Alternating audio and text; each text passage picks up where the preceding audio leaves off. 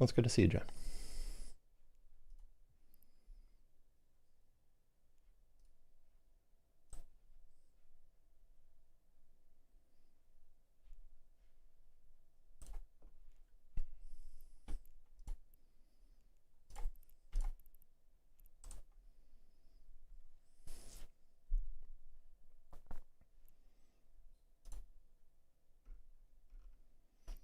Okay, we'll go ahead and get started here. I've gone live on YouTube. I suppose I should go ahead and find that link and share that someplace. Give me a second here.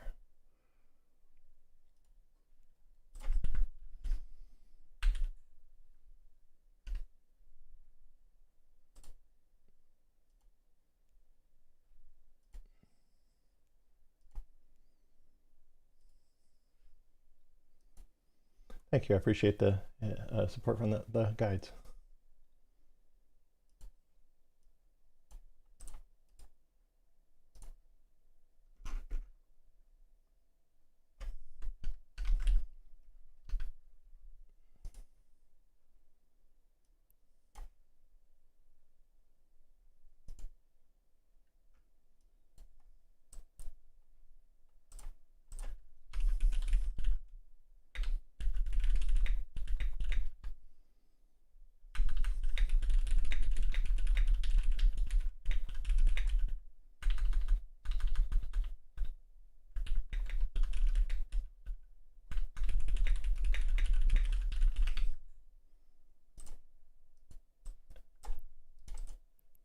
Okay, cool. We'll go ahead and get started here. My name is Kismet here. I run wckg.net, which is another wiki out there. Some of you might be familiar with it. If you look for EVE Online Newbie, it's the second hit on Google right now, thanks to problems with the EVE Uni's had associated with linking. The things that we're going to go in over today is a part of the game called nullsec. Go ahead. Do you have a question? If anyone has a question, it's your job to interrupt me and tell me. I would love to go ahead and get feedback from you to make sure that I'm giving you a proper view of what nullsec is actually like. Go ahead. Do you have a question? A previous version of this was recorded in YouTube, and it's right down here, Making Money in Nullsec. In that instance, all I did was fly around and make money with exploration. I got an escalation. I made 170 mil. It was a little insane. So it's just kind of funny that sometimes that's what ends up happening. So we're going to go ahead and touch on basically 4 different things here. We're going to be talking a little bit about mining. We're going to go ahead and talk a little bit about nullsec or ratting. We're going to talk a little bit about doing exploration. And we might do some standing fleet stuff as well. Realize there is a live feed of the Intel network for NIT over here. This was the system I was going to go into, was this JRQ, so I think I might have to go find another system. But you know, if you're ever hunting in nullsec, this is the reason why nullsec seems so safe. Now there are tools that you can use. One is called SMT. Give me a second here, let me go and find it. Oh, let me go ahead and share that. Give me a second here. I just done it on YouTube. Okay, cool. Hopefully you guys see my screen. Okay, and then I was going to get this one. So on EVE University, we have an SMT guide. This SMT guide will go ahead and very easily show you, it basically goes through a program called SMT. There's also one called Rift you can use. And this basically will show you around you who around you is flying and what hostiles and what you have to do to set it up. It can do jump bridge networks and things like that. It's a really, really great tool. So made by Slasher.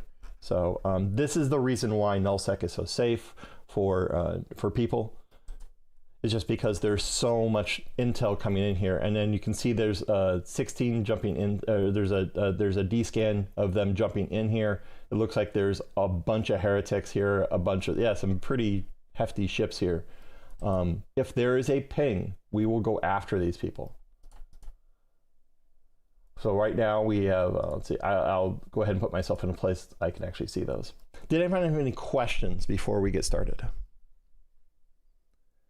Remember, this class is for you, and you asking questions is more important than whatever nonsense I'm showing on my screen.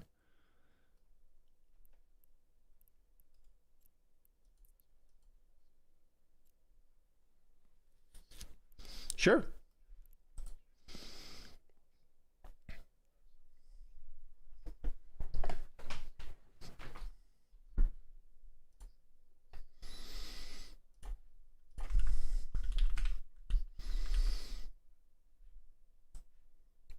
So I have a list that I recommend. This is the group of join a corporation, and it depends on how much PvP you've done and how much things, but this has kind of a walkthrough. And this is under newbie, join a corporation on my site. And in here, there is a list of different corporations that take new players. We have Karma Fleet, we have Systems Highguard and TNT, you have Brave Newbies, you have Dreadit, there's a couple corps in Frat. I don't have a good one in Frat right now. But there's definitely a whole bunch of these are the ones right now that I know are recruiting new players, and they all have different tax rates and different policies. If you're looking for faction warfare, actually Frog Pond I have to remove. I just remembered it collapsed recently. You have these temporary ones if you're in nullsec or just want to stay in highsec. The problem is that like for EVE Uni it's 2.5 tax rate. That's 2.5 tax rate you're not getting. And nullsec, you shouldn't need all that much money for a newbie corp. But granted, in EVE Uni, you're getting like free ships and things like that. Those pay for that. There are some independent groups you can do to do what's called NPSI, shoot players. And then you have some groups that I highly recommend against because they're just exploitive. The one that recently got through that I found out was 3 Capsuleers. They're apparently doing forced buybacks and forced mining fleets and taking a bunch of people's resources in highsec. So it made no sense to me about why they're doing that. So. But if I was going to recommend any of these are the ones I'd recommend. If you're a heavy PvP player, you can talk to me. But I've recruited all of one person in the past 1 year from that thing. So if that makes sense, I will go ahead and show you this as well. Okay, cool. So anyway, we're going to go ahead and undock here. First thing we're going to do is we're going to go ahead and do a little bit of mining. We're going to do so little mining, it's going to be funny. I'll point out that the least safe place in the entire game is in your home system, even with all these friends around you. If you can see right here, there's a lot of different ships. Just a few, huh? They are all waiting for something to go ahead and happen associated with one of our escalations associated with if we get a big fight, if we get a big drop or something like that, all these people are waiting. And if you look, it looks completely safe. There's so many blue people. Why can't you rat here? It is not safe to rat in your home system because all these people can hide in here. You see this Estella pack? Let's see how many other hostiles we have. We have 1, 2, 3. Okay, so we have 3 hostiles right now in system. Where they are, I am not sure. So if I go to an asteroid belt, I'm going to reload this thing, and I'm going to move my buttons around so that I'm more comfortable with them. There you go, cool. Oh, and I suppose I should get this one up. Let's go ahead and get that one up.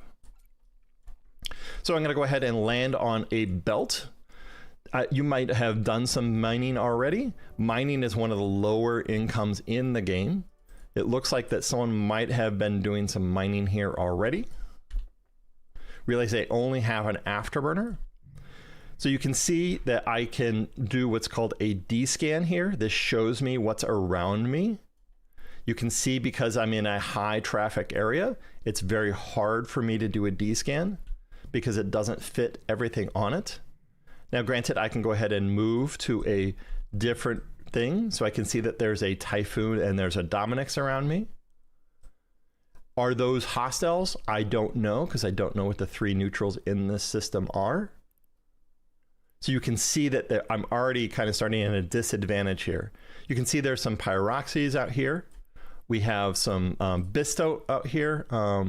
We probably should go for the Bisto. I don't know. We can use a site called Eve Celestial. Hold on.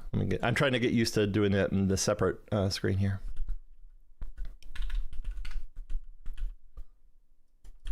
So if you open up this link, this will show you what the best ore is right now.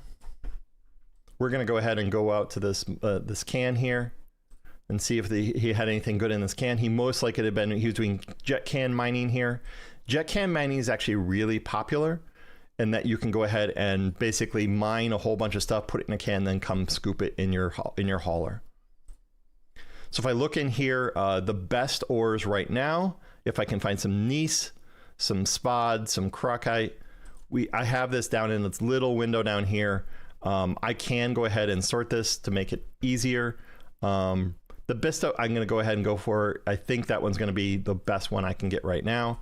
And again, I can do Z-scan. I hit V to do a D-scan here. So I'll go ahead and lock this up, and then you put your miners on. Super exciting. I know everyone has done this, right? After these things cycle through, I can go ahead and use, there's a new module, a mining surveyor. It will show you roughly how much density each one of these has. You can see this one is not mined out at all. You can see that one is pretty mined out. You can see, and so it gives you an idea. You can also put on what's called a compact mining chipset. This one will go ahead and give you a little bit more detail about it. And we can go ahead and open up the scan results ledger here, and it will show you how much is in each one. And you can also see the value of the rock. So you can see that this rock right here is 29,000 meters, and it's worth about 5 million. This would take me a long time to mine. The bad part about mining is it's very slow. There's only so much you can do here. And you can see that this one is a similar size here, and it's a lot less. So Bista is the Bista, and if you have a grade 3 right here, you can even see the distance associated with it. You can see this one is worth about 3.8 mil. It is 28K or so. You can also get what are called links. Links basically increase your mining amount by a lot. You want to have a plan for if something happens. So if I see like a ship on D-scan here, I see like an interceptor or something like that, I will have a D-scan here. And I want to get to at least 100 to go ahead and mine this out. This will give me some Zydrine, it'll give me a bunch of Mexilong, and it'll give me some Pyrite. Once I get to 100 on something, then I can refine it. I do plan to refine this ideally. Does anyone have questions about, and by the way, the differences between a normal ship doing this and like a Rocal or a Porpoise doing it is massive.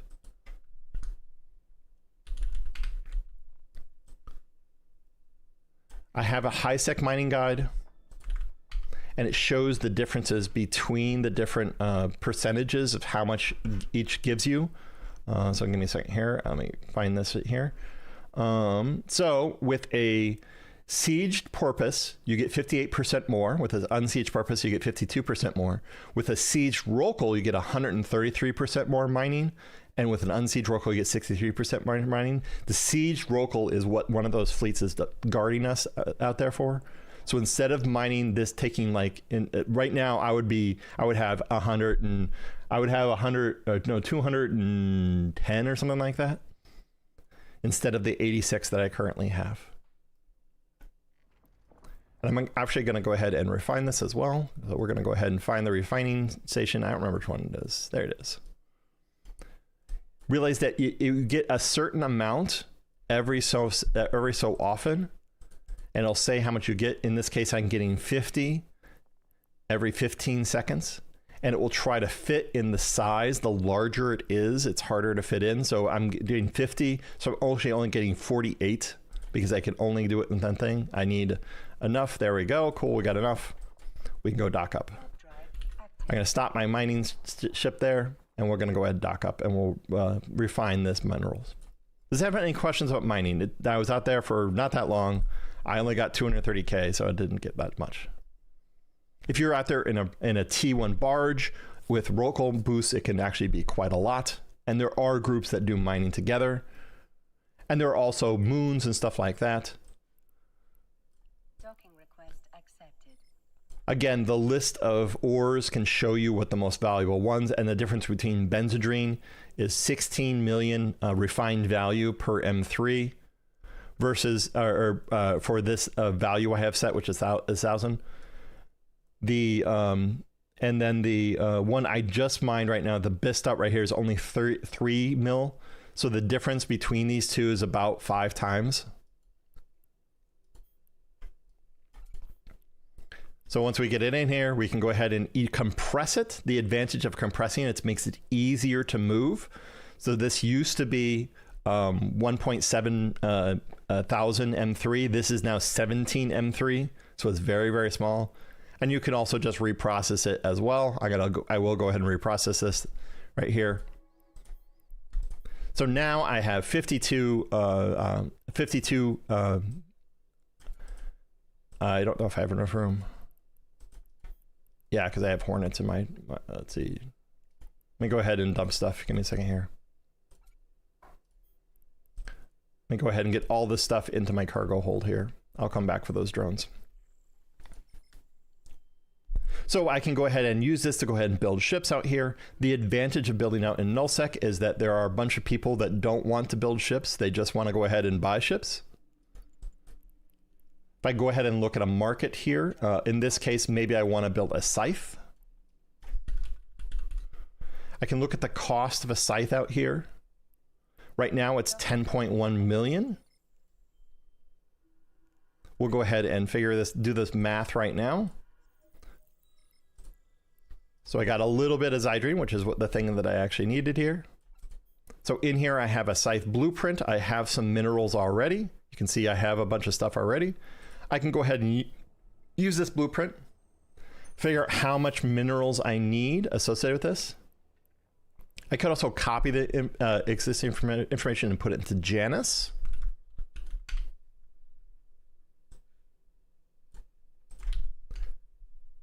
If I paste this into Janus, you can see that right now to go ahead and use this. Oh, I just realized why. Hold on.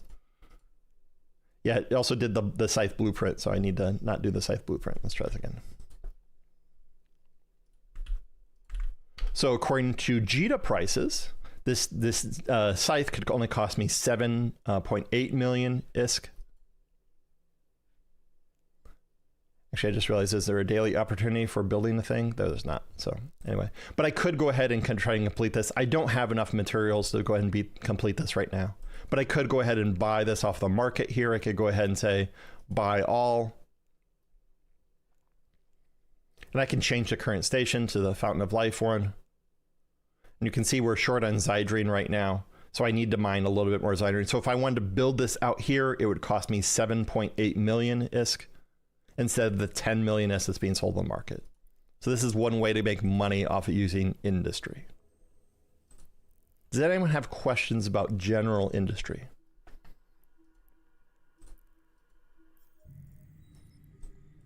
If this is not something you're interested in, we can go ahead and move on to the next topic. Warp drive active. So we'll look to see if the weather has gotten better around here. There's a scythe fleet. Let's see. These guys might have moved away, so we're going to go ahead and head over to our system here. The system that we're going to be heading towards is one that has a whole bunch of exploration upgrades associated with exploration.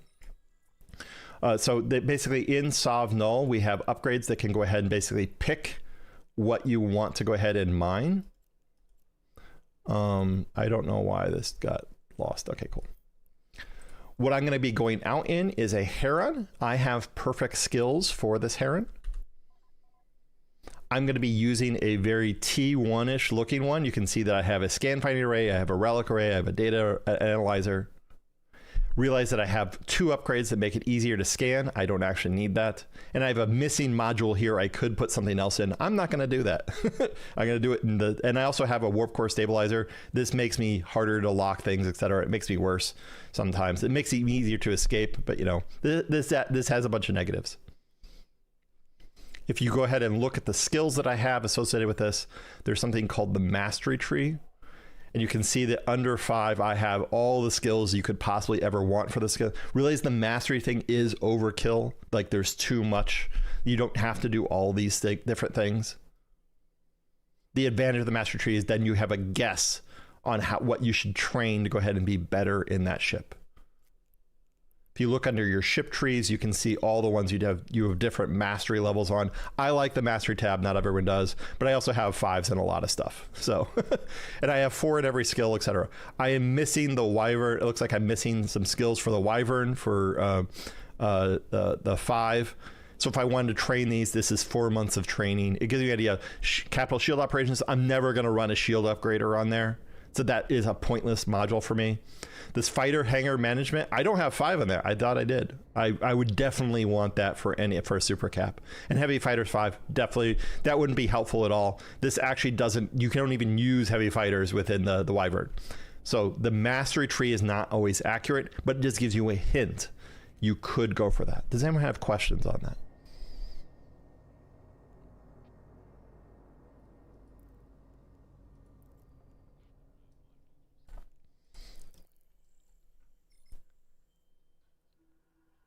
Yeah, and it's just a hint. And some ships you just don't fit the way CCP thinks that you should, which is frustrating.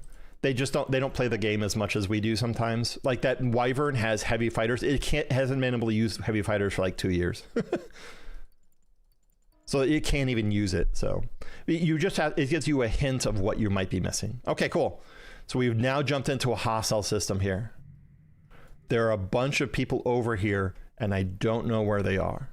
So what I can do is I can go ahead and warp to an outside bookmark. I know there's a bunch of people in here. I don't know what they're in. I don't have intel about what they're in.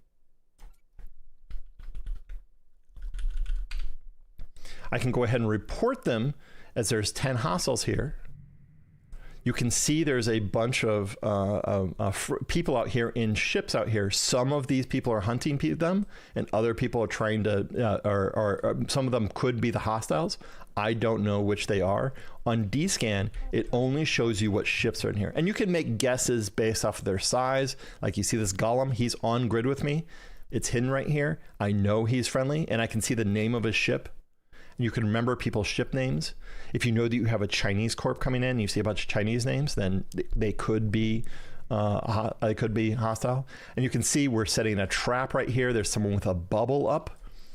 The disadvantage of a bubble is I can't warp inside this. If I try to warp, it says this error message. This is the gameplay I love the most, and this is called dictoring. This is called an interdictor. In this case, I'm going to head out to this system right here, ICU. Once I get 20 kilometers away here, realize I don't have a cloak, so he would have had to chase me down and try and catch me. He might not have been able to catch me if he was a hostile. We can see the outgate is clear. We can warp to pings. This D-scan to go ahead and navigate around makes you very safe if you know how to use it. And it's just practice at getting better at it. I'll point out right now, the thing that I'm going to be doing right now is the best money for brand new players, bar none, by like a huge margin. I can't stress enough how much more money you'll make doing this.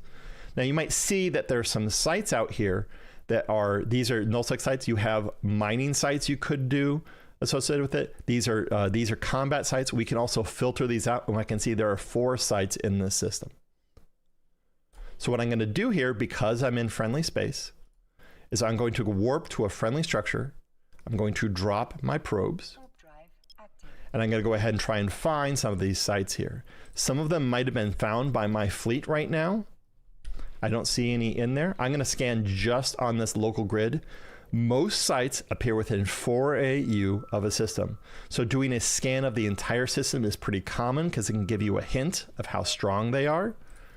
Like this one's a pretty weak one. This could be a wormhole. This could be a combat site, or it could be a data or relic site. You realize I also got a circle here. This circle means I have to envelop that circle with my probes. If I don't envelop the circle, this is a relic site. So what we do is we double click here, we put it over, move the probes over top of it, we double click in the window, put it over the top again, double click, make sure it's still in the same place. Alt, scroll wheel down twice, hit B again, it'll scan again. all of this is in my exploration guide, which is maybe my most expanded guide on my site. We should hit this right now. This is a detected serpentis. This is gonna be super valuable. We will scan this guy down now as well. And again, we're gonna put it right in the middle. We'll completely enclose it so we hit every single thing in it. We'll scan to see if we have anybody on this site. Looks like we have nobody on the site. If you're in a nullsec alliance, the first in is the person who claims the site. This is what is called a safe site. So I know there won't be hostiles here.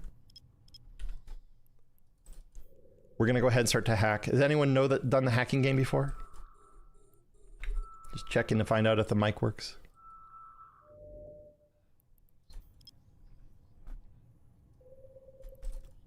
Yes. All detected sites are safe, but if you see here, it says ruined. Anything that says ruined or central is safe. Does that make sense? So we now have a detected central. It's for both. Yeah, and there's, again, it's on the site.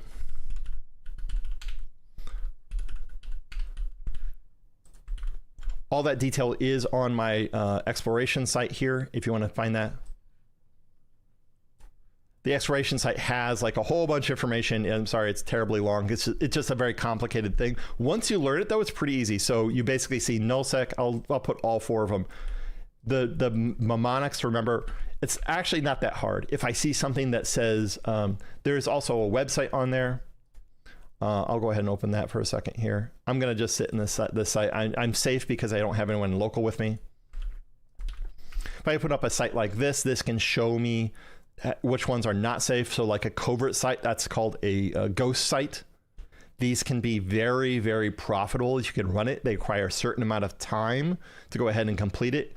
They have sleeper sites. These are never safe at all. So anything that says sleeper in the name, anything that says minor and reserve and stuff like that, those are gas sites. Super valuable if you have the gas skill. The gas skill is not that expensive to get.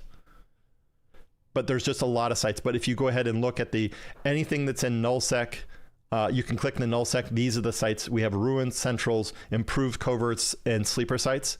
The sleeper sites always have rats on it. You have to clear the rats to get it.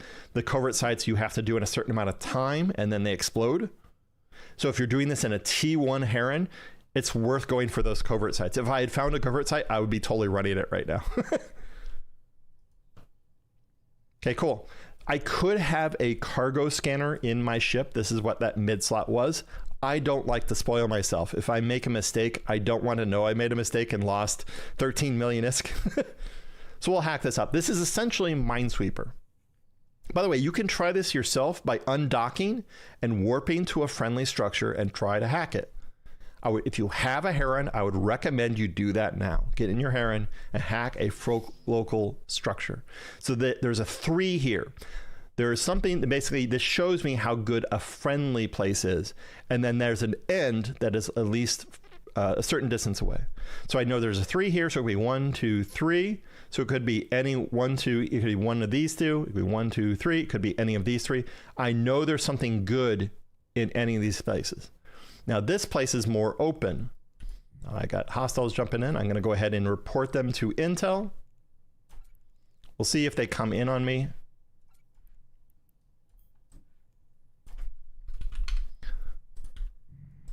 I'm going to do D-scans here to see if I can catch them.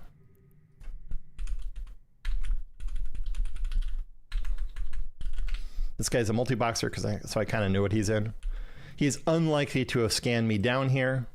I can go ahead and introduce my range here. That way I know if he's coming. If I see combats or I see core probes on scan, he could have this site bookmarked, but it's unlikely. My exit's going to be this Fortizar. That's safe, and I can see everything here. This is why it's so hard to catch people when you're out hunting people. Okay, so we want to go ahead and march across the field. I want to go down to here because there's something called what's called the rule of 6. You see how there's 6 spokes around this one? I know this one is safe. And I'm going to do that, and I think it's going to be this one. It is. Cool. This is 100% safe unless it's right by the end, and this is what the rule 6 is known as. You can see I now have something with a 2, I don't have any other information on this, so I'm going to go ahead and continue to march across. It's 1. It could be one of these 3 things. So I'm going to do the upper one here, and that's the one. Congratulations. We are now in what's called the rule of 8. We're going to count again. 1, 2, 3, 4, 5, 6, 7, 8. So anything that's beyond this point right here is where the end could be, because that's where the end is. So I'm going to go ahead and I have a 2 here. It's a 2. It's going to be up here, or it's going to down here. I'm going to do this one. Yep. There's the end. I can go ahead and use this shield thing. It's going to prevent damage from happening to me. I can cut this thing in half. You can see I've now completed this hack, and then I can loot the scan. This had 1.8 million in it. Does anyone have questions on that?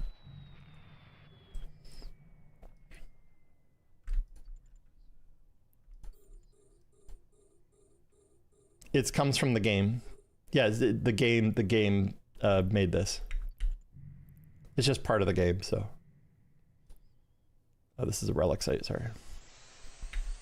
So I'm gonna go ahead, rule of 8 is gonna be somewhere around here. I don't care that much around here. I do have a rule of 6 on the way here, so I know this is gonna be a safe place right here. And I know there's gonna be, I guessed wrong here. I'm gonna just go past it. There is something friendly right here. Good news, it's not the end. Now I have to do this.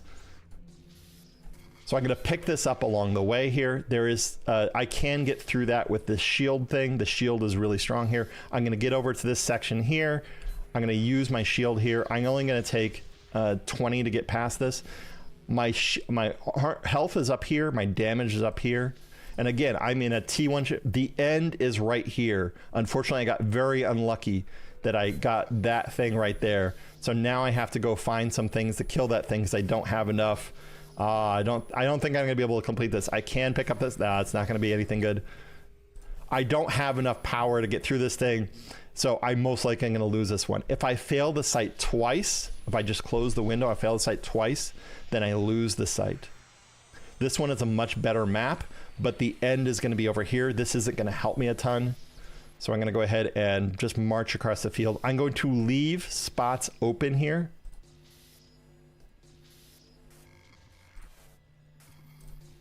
Those little circles are 50-50s. It could be either one. It could be bad. This is where the end is, right there.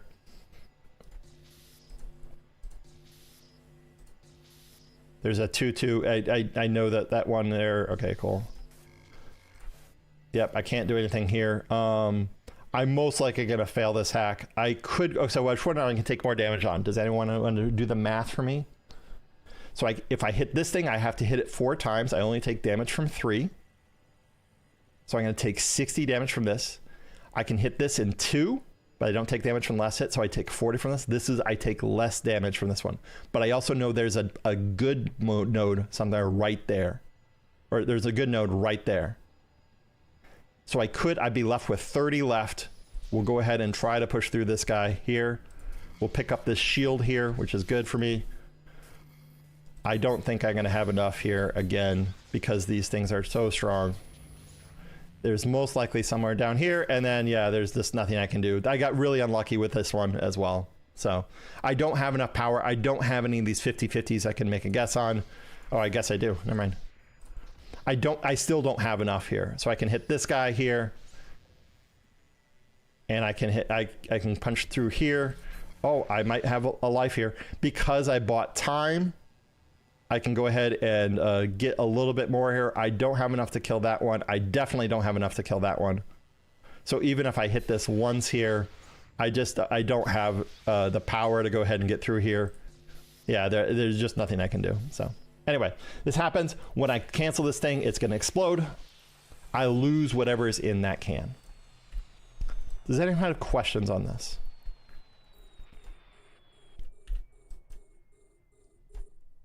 I'm burning over to the next one now. They all damage you. All the nodes that are, there's positive ones and negative ones. All the negative ones damage you. All the negative ones, or the negative ones damage you. All the positive ones you just pick up.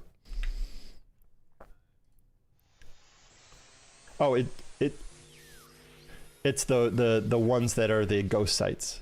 So this is a safe site, so I know it won't damage me there. I want to get over it here. This is a much stronger site here. Oh man, I'm getting very unlucky here. Okay, so now we're in the rule of 6. We're in a really good position. I have a 3 here. We're gonna go ahead and go this way, I think. This is not a rule of 6. I think there might be something here. Hey, there's the end.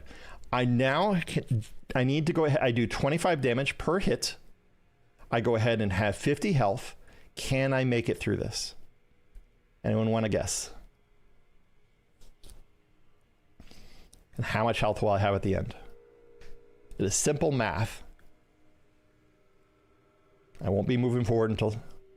You think I'll have 20 left? Because I'll go ahead and do 75 damage. And I'll take 3 hits, and that's 10 each, so minus 30. So I can get through this. You can see I have 20 health left, and I'll go ahead and finish it. This is a red one. This has 25 million ISK in it. I didn't know what was going to happen here. These power circuits are good, but these logic circuits are insane.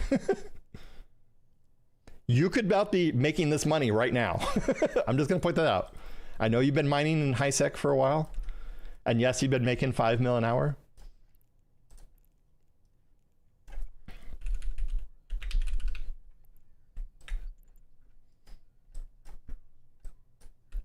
Yes, green is easy, yellow is pretty hard, red is very hard. And realize once you can also practice this yourself. If you had gotten into your Heron like I told you to and hacked a friendly structure, you could practice this. As long as you don't complete the hack, you will go ahead and be able to go ahead and figure and you can just do it again. And it's just practice. I'm going to use this right away. It's a armor thing. Okay, cool. Oh, there is a fleet up. Here's the end. So the nice thing about hacking is that once you learn the system, it actually goes pretty darn quick.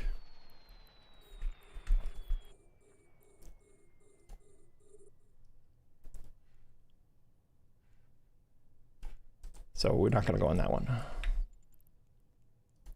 We'll go ahead, and so I won't go completely full speed here because I am not great at this game comparative to other people. It's covered. I made some major mistakes there. Oh, this is really bad. I need to clear that. Yeah, I'm getting very unlucky here. This is a bad day for me. Yeah, I have to push through this one, and I can barely push through. I got half, but that's not going to help me. Yeah, there's nothing I can do with this one. There's just this is a non-starter. So yeah, I can barely get through this stuff. But yeah, as soon as I hit another one, then once you take too much damage, then you fail. So this is a disadvantage of being in a Heron. So now, granted, you can do most of these, but you just sometimes you get very unlucky. So this one does damage over time. This is a really bad board for me as well.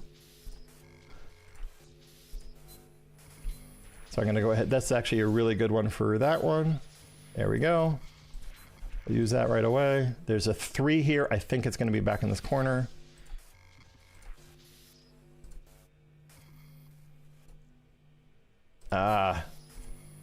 Doing just bad things now. Yeah, I'm not going to be able to get through that one right there.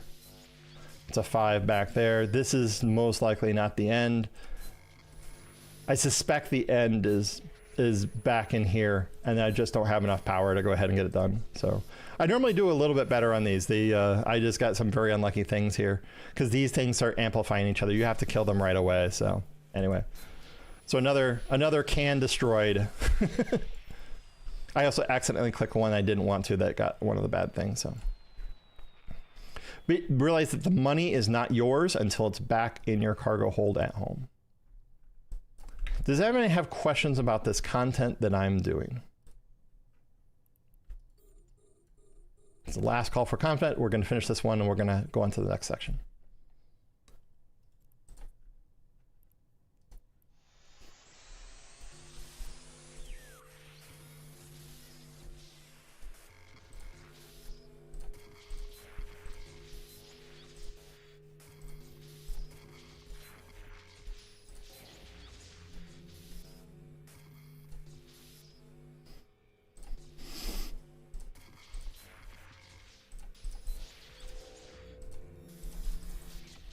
Okay, there you go. Locked in, got that one done. Another 2 million. So we've been exploring for maybe 15 minutes or something like that. We already have 30 mil.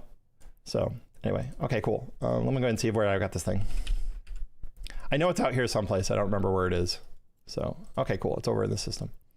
So we could continue to go ahead and do this content. This is one way to go ahead and do that content. I'm going to go ahead and, oh, did I lose a ship here? Hold on. By the way, before you undock, always check your clone. I always have a null clone on this guy, but on my other character, I'm going to go ahead and pull out this guy right here. And I think I'm short on some predators, so I'm going to bring some predators out to myself. At empty clone, I don't have any implants. So if I look under here, there's no implants here. And if I was in one of these clones, then I would lose this stuff if I die.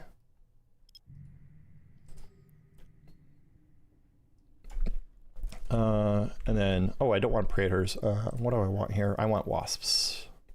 If I see if I'm checking another client here to find out if I have wasps. I do, but not the right ones. So let's continue on. I'm not safe on a gate here. I want to be going gate to gate. If I have hostiles on the far side of the gate, I'm going to try to burn back to the gate. You want to have an exit plan.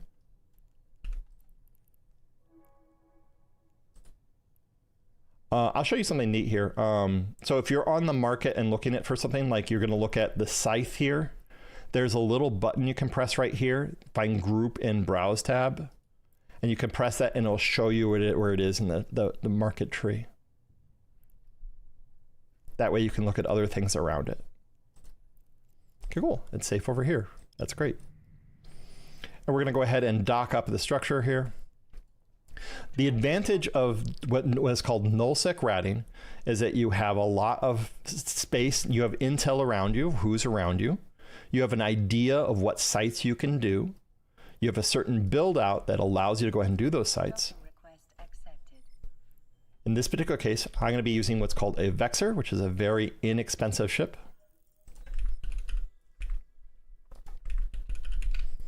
The Vexor, the way you end up setting up is basically a lot of damage. These are drone damage amplifiers.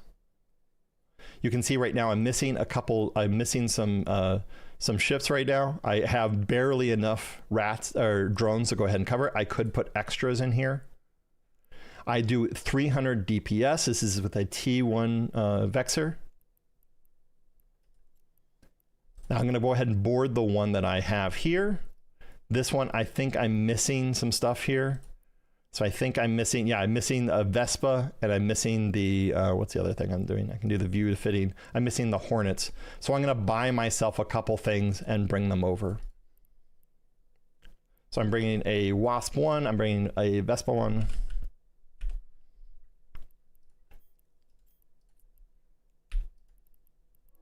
And a Hornet. I'm going to bring a couple of those guys. Okay, cool. And we'll go ahead and grab these and put these into my ship here. And I'm going to head over to LJT. Now realize that when I'm talking about system names, I'm always going to say 3 full letters. If you do search for anything, it's always going to go ahead and show the full 3 letters. It's going to remove the dashes. If I type LJTAC, it actually could be a couple places. So if I type LJTAC here, it's going to go ahead and do a search. This is search for anything in the top left-hand corner. You guys know exactly where I am, so you guys can come out and kill me. There's actually 3 different LJTACs here. So if you say I'm tacked at LJTAC, it could be confusing to people. Now, granted, you're always in the same place. You're in the same system here, so it's unlikely you're going to be noticed. It's unlikely that they're not going to be able to find you. But if you type LJT, no tack at all, it finds it right away. And it also goes ahead and has only one place it can be. Does that make sense?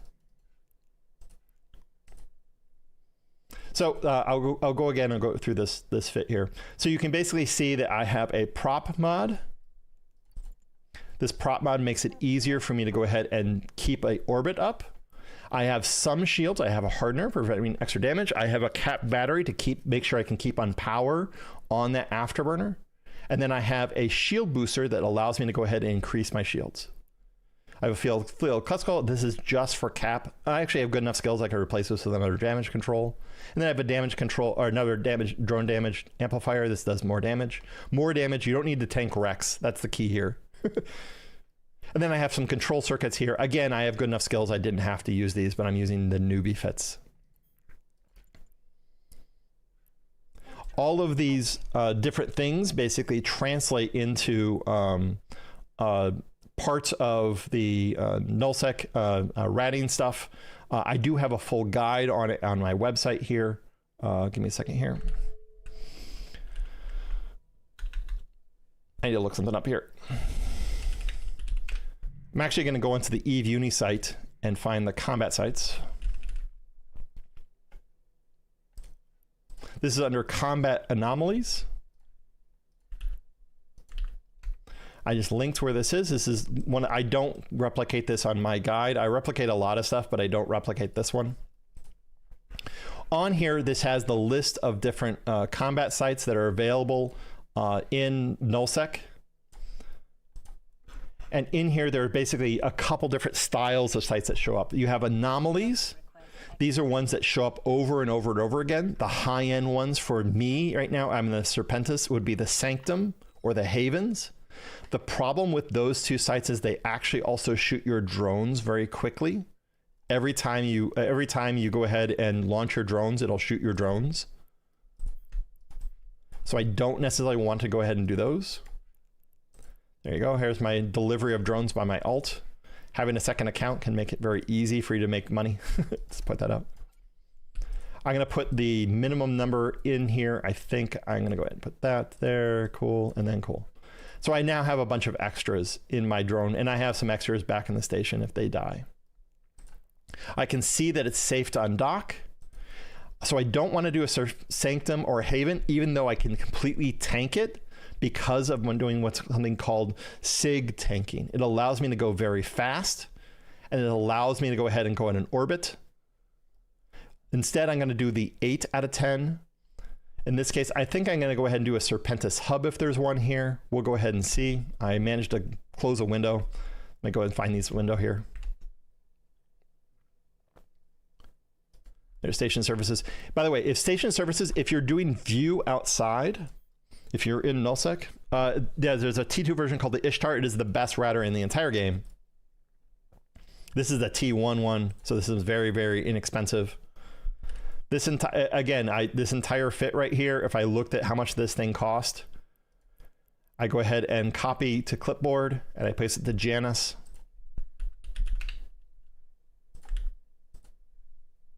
This thing cost me 17 million ISK. So I just need to make a 17 million ISK. And granted, I could buy a cheaper version, or I could buy a more expensive version of it. I could do all T2. This is all T1. This is just to demonstrate this. So let's go ahead and see if we can find a hub site of some variety. All the different hubs mean something slightly different. I have filtered them out. There are 4 cosmic signatures, so I could do exploration here as well. I can do a sort here. There are different distances away from stuff. You can see there's a drone patrol. This is an out of spec one. This does EM damage. Serpentis does kinetic and thermal, so I'm set up for this. I do have a rad in here, like this one right here, this max DPS one. This is designed for doing hordes drone sites. This does 420 DPS. It does this way more damage because it's all T2 and uses different types of drones. It uses predators instead of wasps. So we will go ahead and do one of the hubs here. There is a Haven here. We're going to do a straight hub here. We're going to do one right by this JRQ station. So if Jonathan jumps in here, they could find me pretty quickly. In this case, I'm going to go ahead and warp in at 20. Warp drive active. We're going to go ahead and set up a group associated with this as well. Oh, I have a mix here already. So I'm going to go ahead and drag in. I want to drag in one more Hornet into here, or one Hornet into here. And I'm going to try. I need to split up these wasps, so I have to launch them to get that. So that's going to be fun. Realize that you want to grab the aggro. This is one with a tower. These towers can actually be pretty darn deadly. So We're going to go ahead and set up our orbit here. We're going to get our stuff on here. We're going to see if we can tank first. Again, these drones, these tower sites can do a lot of damage. I'm going to make sure that I can hold. I'm getting aggro from everyone. You see those Corellis have not targeted me yet.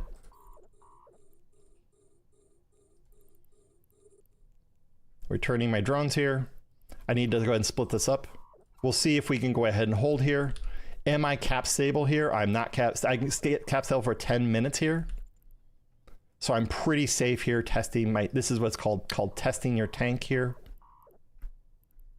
And I'm gonna go ahead and put one more Vespa into my mix here. And then I can go ahead, I should be able to go ahead and launch these now. What you do wanna do is you wanna kill the small ships first. The small ships are gonna kill you faster than the big ships because they can actually track you. And I wanna kill all of the towers before I kill the battleships. The battleships will be one of the last things I go ahead and orbit, and then I'm gonna right click on something, I'm gonna orbit current here. The advantage of doing orbit current is that you don't have to think too much about how far away you are from stuff. And you can see I'm killing those frigates right here. These frigates are only worth 20,000, 23,000, but if they catch me, I'm gonna be a very bad spot. They're already starting to kill my drones because they don't have me as a target. This is the danger of killing the small stuff. I could have launched a full flight of Hornets on them as well. And I can do Shift F to go ahead and remap once I mark something as favorite. So we're going to get that back out. Get it back on this Corelli. These Corellis are actually pretty tough here. I could actually save some cap here by turning off my my shield booster. They're starting to shoot my Vespas. Again, because they don't have my whatchamacallit. They're shooting, they don't have me as a target. I can see their yellow box. I know that they're shooting my drones instead of shooting me. So does anyone have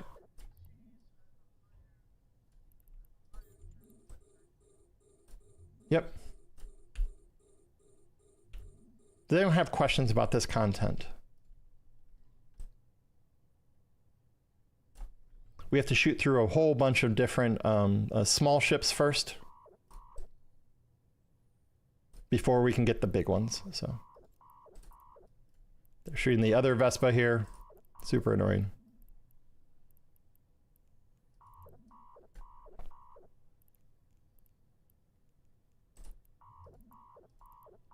Let's get everyone attacking this one, and we're going to go ahead and which one's winning shots?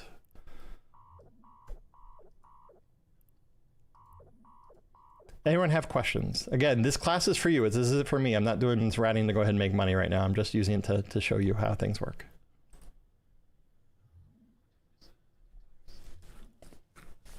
This site is worth, I don't know the exact numbers on some of these things. It might be on that website I linked, the whatchamacallit.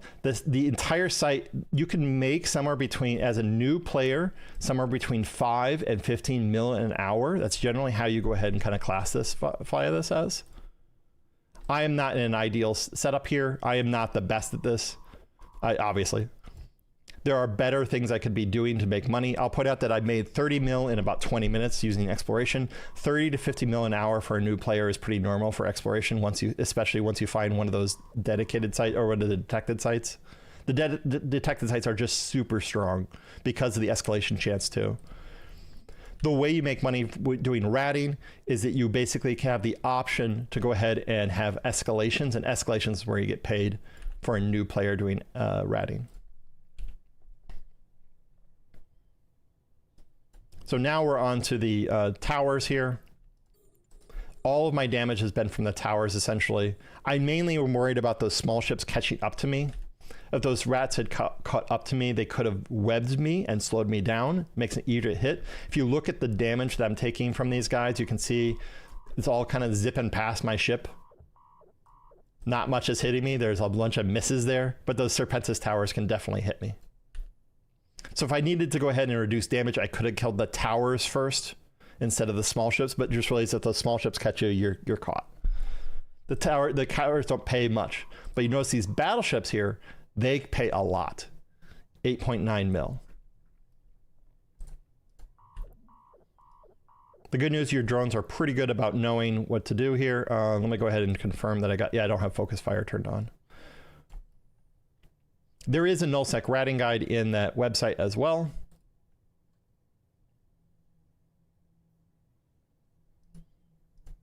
And we'll go ahead and get damage on this core admiral. Now I'm taking 0 damage. I can use this time to regenerate my cap, because then there's going to be another wave. There are essentially 4 to 5 waves that appear associated with nullsec ratting. You might notice there's some wrecks here as well. I could scoop the loot in this wreck for a little bit additional money. I could put out a mobile tractor unit associated with it. Again, I can watch this intel network to find out if I have someone coming in on me. I'm going to try and keep this hidden so it's not quite so spy. Oh, he did manage. I am turning around a little bit, so I think he managed to track me a little bit there. We'll continue it on. As long as we don't get below 30%, 30% shields is when your shields start to dip precipitously. There's basically a curve associated with your shields. And if they switch to my drones, they struggle to shoot the drones. They might be able to hit the wasps. So while we're doing this, we might figure out what other site we could do. We most likely could do this RLV. This is the signature on the site. I could do this one next if I wanted to.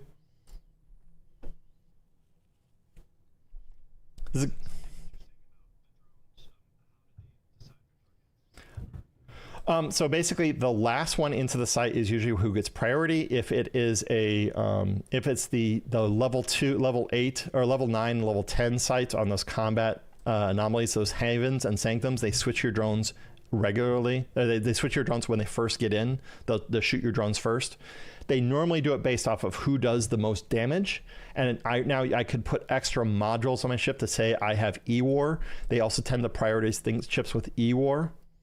So it's a complex model, and CCP doesn't release everything associated with it. We just have this kind of inference model of how we figure it out. It's essentially the same way that we know how much stuff drops in exploration sites based off of practice rather than an actual chart. So I've now stabilized now. I am unlikely to go ahead and die in this site now unless I really screw up. So when the next wave happens, because this is level 8, they should shoot me and not my drone, so I won't have to manage my drones too much. And because this is a drone boat, it's pretty AFKable. I mean, you can kind of just pay attention slightly in the background once you get past the initial waves. I have behind here, by the way, I have like a chart that's showing your login messages. It's the same messages here. You can just use that to figure out who's doing the most damage to you. And all of the different drones in here have how much damage profile these guys use, mostly thermal, some kinetic. And then this is what his arm, I'm shooting into his kinetic hole, which is 46% here. I could be doing more damage with using the thermal hole, but the time it takes for the drones to reach them is much slower. And those small drones I was shooting earlier are very, very fast. The small drone, if I was using the large or the thermal drones, they were just a slower drone. So we're about to go ahead and have another spawn. I might go ahead and boost my shields a little. You can see my cap is fully regened. I can hit Alt F and see I still have 10 minutes of cap here, which is plenty of time for me to get through to the next wave. There's our next spawn. They do warp in here. We're going to shoot the smallest ship first because they are less likely to be what's called the trigger. So we're going to go ahead and shoot through all of the small drones here. These are only 120,000. I'm looking for any that are turning yellow that are not shooting at me, which can be concerning. We'll find out if I'm telling the truth here on they won't shoot your drones now. This guy is not shooting drones, or this guy is not locking me at all, which is fantastic. So the good news, they really will, these big ships will struggle to go ahead and hit small drones. So you just have to worry about your wasps. And there's a little button to go ahead and recall. You can do Shift R to pull your drones back in, and Shift F to go ahead and launch your drones. Hey, they managed to get some hits off of me. So I'll go ahead and keep my shield booster running. And we'll start to figure out the large ships here. You don't want to use all your targets as well. If someone hostile comes in, you want to be able to switch to them. So you always want to leave at least one open. If you didn't lock the small things, by the way, if you didn't lock the small things, your drones would automatically fire on whoever is doing the most amount of damage on you. The drones kind of follow who does the most damage. So there's an option in this gear icon here, and you can say auto attack or focus fire. You can enable or disable that mechanic. So, okay, cool. Now we're into the actual ISK making thing. So we have 120. Let's go ahead and do one of the big guys. So we'll go ahead and kill this big guy here. Though usually it's the last large drone is their trigger. So if you kill all the large drones, you're just left with a bunch of small drones. The small drones are the ones that actually can do damage on it. You could actually break a site by just shooting the battleships. So cool. That's this content lesson. Does anyone have any questions about it? Pretty straightforward, right? 50% goes into something called an ESS here. I can see I'm the only one ratting here. There is a main bank here. It has not been stolen in a while. So if I kill this one rat, he is 1.3 million. My corp is set to 7.5% tax rate. So I'm going to get a certain amount of money by killing him. Let me see if I can grab it while they do this live here. I should get around, I think 800K or something like that from just killing this one guy. 40% of it is going to go into the ESS, the encounter surveillance system on the left-hand side here, and with something called a main bank. So someone can go steal that. Someone just finished a site, by the way. This just refreshed. When it refreshes, someone else finished a site. We'll see how much I get from killing this one guy here. I think it should be 800K. And then, no. Yeah, I can hit it every so often. You know, that way I have it here. I can see there's nobody around me, so. I was not watching D-Scan at that point, no. I'm just watching this right now. You can see I'm taking 0 damage now because these are big ships shooting a very small, fast ship, So this is like as safe as houses. This is safer than HiSec at this point. Because in HiSec, you can go ahead and get sniped and stuff like that. So we'll close that. We'll reduce things. I'm just using this to cover up my Intel window. So, okay, cool. I just got paid here. 130 is for a Nest bounty payment here. This is going to get split up into multiple different bounty payments. Again, some of this is going into this bank here. You get actually paid every 20 seconds and every 20 minutes. So the first time I shoot a rat, it'll show up in my wallet here under transactions. You guys are going to see a little bit about what I did for market stuff. So I am looking for, I'm going to get a payment at some point here. It'll happen in 20 minutes. I have guesses based off the main bank as well. We're going to kill one more guy and then we're going to go do the next set of content. Last question on ratting. This is a little bit less active than exploration. Like mining is the least active. Exploration is the most active. This is somewhere in between. There's like moments when you're busy and other parts where you're completely bored. All making money things kind of suck in some way or another. Exploration is just the best because it pays the most for brand new players. So if I look at, go ahead. DEC sites can pay more. Oh, there's someone on scan here, or there's someone in Intel here. So I'm going to go ahead and report them. You're going to notice that people are going to, what I'm going to do here is I'm going to align out now. I might turn off my afterburner. I'm scanning here regularly. He could be scanning me under gate cloak right now. I'll go ahead and pull my drones because he could be coming in on me. So I'm going to just go ahead and get safe here. I'm going to save my ship. I don't know. I could use something called local threat. Local threat is really nice because it goes ahead and shows you what people are in. My heavy drones take a long time here. I'm going to warp off and leave them if he doesn't show up at a certain time here. And I'm going to go ahead and warp out here. I'm looking for warp bubbles as well. I'm both close to my Fortizar. I'll point out that if you're in a Marauder, a lot of times you'll warp to a ping. The advantage of warping to a ping is that you can go ahead and lose your aggression. If you have aggression, you can't get tether right away, so they can sometimes grab you on tether. We do have a mobile tractor unit out. I don't know what people are doing. If you have a hostile out here, we could look this guy up in local threat. I'll do that right now. So I paste him into local threat here. He is usually with a group. He is not the best. He is not hunting right now, according to this right now. I can click on his name. They'll show me his Z kill. I'll link this to you. Yeah, I know. I just linked where he is. So I'm shooting it on the YouTube. So you can see right now this guy is most like a explorer here. He's taking advantage of our high number of sites that are not being run. So. Okay, cool. So let's go ahead and change our tactics a little bit. I'm going to notice that there's a bunch of guys over in 6VDT. And these guys out here are a UA fleets. They're looking to go ahead and get a fight. So I'm going to go ahead and try to go ahead and get in on this action. What I'm going to do here is I'm going to leave my ratting ship here. I'm going to self-destruct myself back to my home station, and I'm going to join something called Standing Fleet. So I'm going to go ahead and get into my, I have to find my mountain standing sheet. It's called init standing sheet, standing fleet for me. I'm going to load comms here.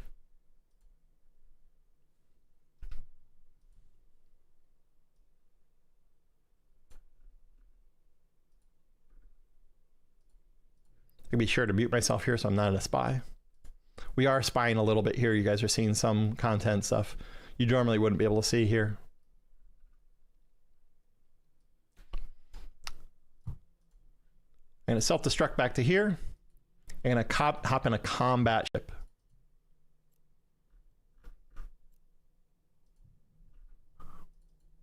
I've now joined comms for Standing Fleet. Hopefully you guys can still hear me. We're going to jump in what's called an Eris. You notice I have 51 of these. This is my ship. I mainly fly an Eris. I can use the map. There's a section under here. I'll go ahead and do impounded here. So if I go to personal here, there's my fleet members. This shows you everyone around you on where they are. So you can see there's a bunch of people out here in CHA. Those could be friendlies doing stuff. Remember how I wanted to go to 6VDT? We're going to go ahead and jump out to this. This shows me the route associated with it, so I can hopefully go ahead and see. There's it is. Oh, where is it taking me here? So it's taking me to here, to here. So there's only 2 guys out there for Standing Fleet right now. No one's chasing those guys right now. If I close it and reopen it, it should refresh as well, but sometimes takes a little bit of time. It's not the best system ever. So you can see there's a bunch of guys right here. This is a multi-boxer. You can hover over where they are. So I'm giving you a little bit of intel about where we are here. Now I can listen on comms associated with this as well. We're going to head out to this IGE place. We're done with this. I'm going to go ahead and shrink this down. I don't care about this that much anymore. I'm going to put this in a convenient place. This is my local locations. This shows my local bookmarks. Drive active.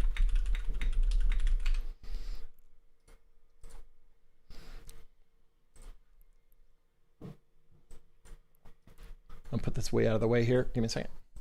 I'm going to head out to IGE if anyone wants to come. I just told Standing Fleet that I can head out to IGE. I linked where I'm going. I would like to go ahead and chase down these vagabonds. That stiletto is actually pretty dangerous to me. The vagabond can be pretty dangerous to me, but if I have friends, the best ship in EVE is friendship. I can't stress enough on how different this game is once you have a couple people with you. It doesn't even take that much. It just takes a few.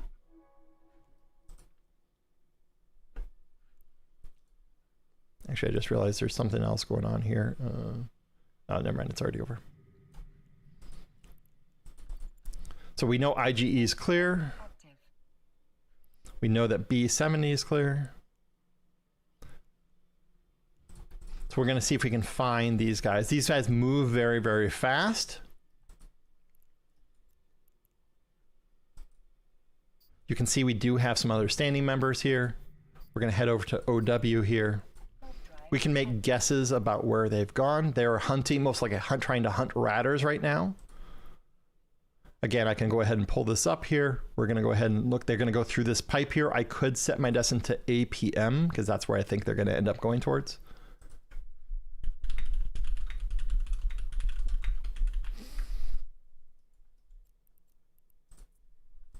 Hey, there you go. There's the APM I told you about. Eve isn't that complicated. People are pretty predictable, honestly, so we're going to see if we can continue to chase these down. Again, we do have a couple fleet members with us. You can see these guys in local here. If they're in a target, we want to make sure we have certain ships with us to go ahead and make sure we can hold them down. We just need to catch one of them and make their life bad. Where is this place here? The route. Yep. Here, they're going to be jumping into them right here. They are now already cleared that system. So they're going to be going to JG0, I think. They might stop in this back pocket here. Let's see who we got with us. We got a battleship Maelstrom here. That Maelstrom, I don't know how that's going to do. Bigger isn't better in Eve. I know it gets confusing, but because you think, oh, I just need to get into a battleship and then I can go ahead. No, battleships are very, very vulnerable. This battleship will also struggle a great deal to catch up to this guy. So this is where these guys are headed now. They're headed down to this. Well, I'm going to go ahead and continue to burn this way.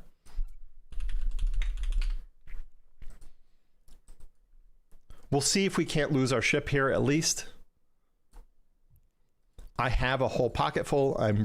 This game is a PvP game. I know that you get scared about losing ships. Ships are ammo. They are there for you to get a chance to go ahead and get some content. I'm going to go into APM here, actually. I think they're going to head out APM. So we're going to try and catch them in a very specific place in APM here. I think they're going to go, this way. If they go this way, I'm fine in APM. So I'm going to sit and warp to the this gate right here, 8 ESL. It also gives a chance for my fleet members to go ahead and catch up to me. Oh, there he is. He's going to be coming from EASL. We're going to go ahead and hide our strength here. It's very smart to hide your strength and not warp in on people until you know that you got them. So this is 4 Vagas and a Stiletto. You have all of Standing Fleet kind of burning over to him right now. I suspect they're going to be coming from this way. I'm going to wait for W's here. What W's mean is that you have someone tackled. If I think I'm going to have tackle, I might do W's in advance here and type in fleet. That way I just have to hit enter to call for help here. We're going to jump in here, actually. I'm in a tackle ship, so I can go ahead and mess up. If I can catch one Vaga and split them off from the rest, and the rest run away from them, that Vaga is dead. They're in the Geo.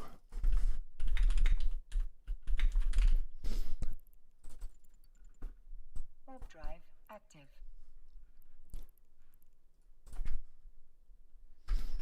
So we got one guy here. He does not want to fuck with us. We're going to try and catch him on the far side here.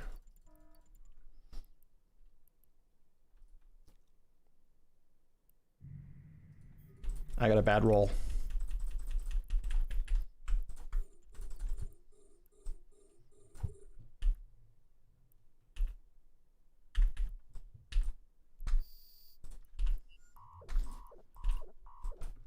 Ah, he's too fast.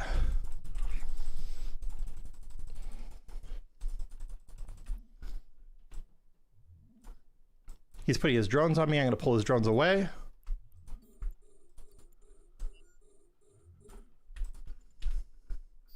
I'm doing a poor job here.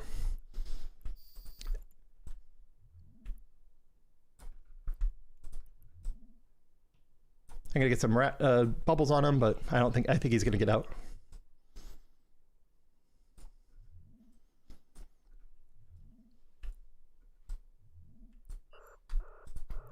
Got a scram on him. He's preventing from warming off.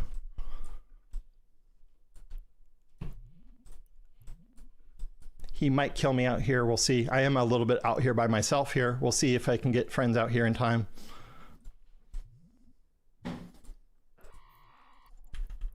I don't have a bubble to put up either, so he's going to warp off here. Managed to kill nothing.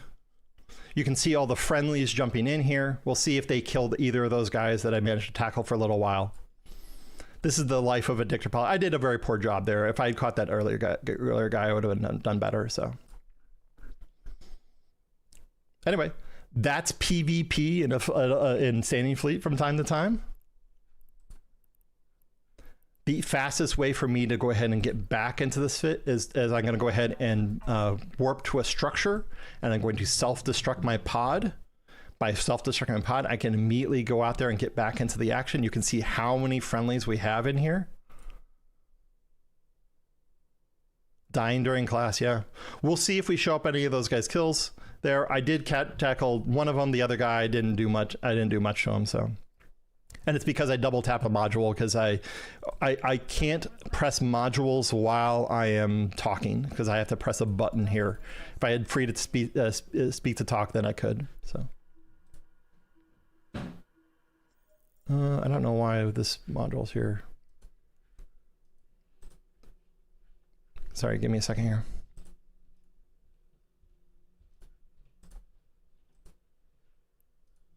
I just realized a big chunk of my screen on, never mind, I'm good there.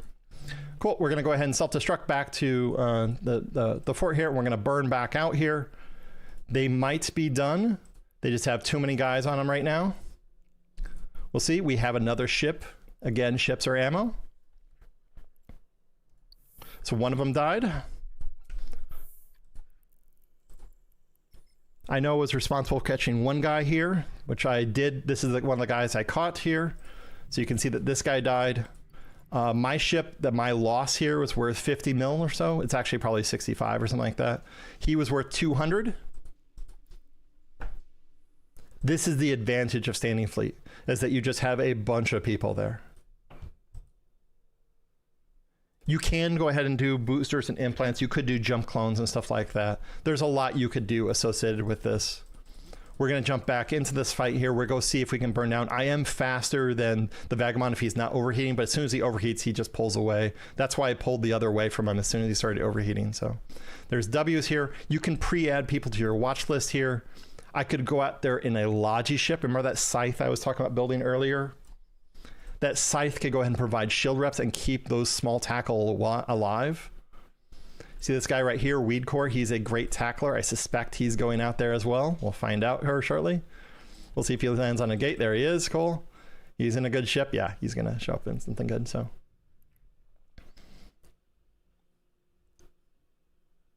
Because we are in our home system, we have something called a jump bridge network here. This means it's faster for me to travel around here. The jump bridge networks allow you to go ahead and close space. So if we was out here, you can see there's a jump bridge that goes from CN4 out to J5A. But in this case, we're not even using a jump bridge network. It just takes longer. It doesn't help all. I mean, they're going to put the fatigue on ANSIs. People are going to still show up. It's not going to stop anything from everyone showing up to kill everybody. It's still going to happen. This is the way nullsec works. And the way nullsec works is it's usually N+1. If they have 4 guys and you have 3 guys, they're most likely going to win. If they're in kitey ships, there's a lot of rock, scissors, paper. You see this Hyperion right here? This Hyperion has boost to a large armor damage, but you notice there's no tracking bonus on this guy. This guy will really struggle to go ahead and do any damage to a Vagabond, just because he doesn't have any tracking bonuses. They are very fast and nimble ships. Oh yeah, and I forgot, I didn't show you, this is actually insured already, so. I do get paid somewhat from insurance here, and if I go ahead and kill some things and then loot their wrecks, I can keep that inside them. And different groups work on different ways here. If you got the tackle, sometimes you'll get the fancy loot from someone. I'm gonna warp to this guy right here. We'll look at this Vagabond here. Did he have anything? No, he's all T2 fit. There's nothing expensive in him, so. But I did manage to go ahead and get the initial tackle on him that slowed him down, that allowed Ivan to go ahead and catch up to him. I saw the Garmer coming out to him. So we're going to preheat our micro warp drive here. You can see he's way out there. He looks like he's caught too, so we're going to go ahead and warp out to him. We're going to try and catch his pod too. That's the key here. Disrupting the ship. Whoops.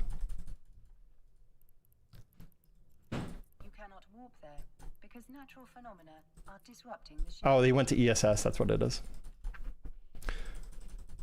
So I most likely am not going to be able to catch up to this guy to go ahead and get on his kill. So they're chasing him down what's called the ESS. Remember we talked about the ESS holding reserve bank here? Okay, cool. He's already dead. Anyway, that is PvP in a nullsec alliance. Right now we have this many people. If I do a D scan here,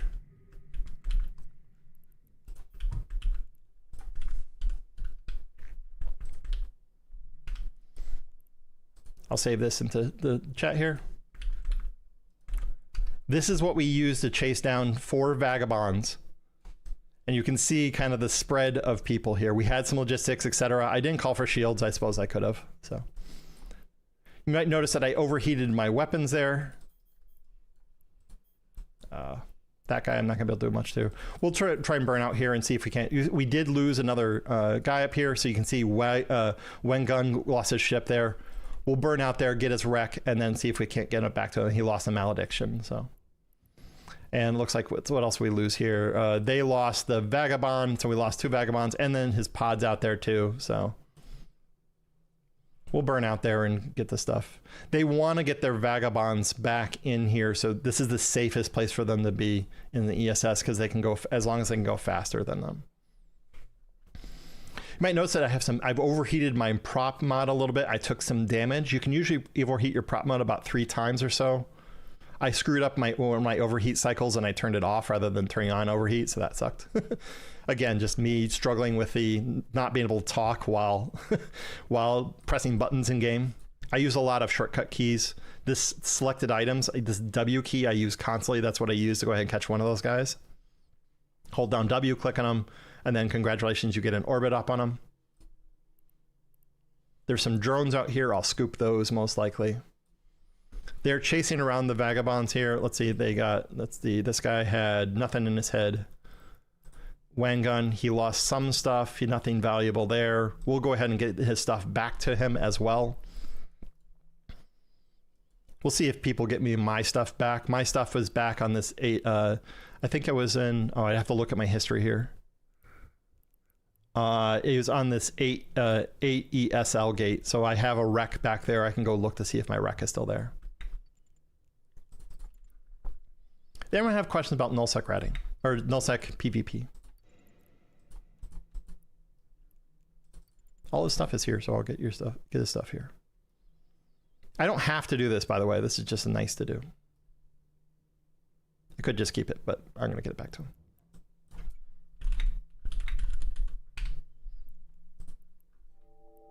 We'll burn out here. I don't know. I think this guy's loot got picked over already. We'll work over to wait, what was the system? Sorry, E8SL. So we'll over here.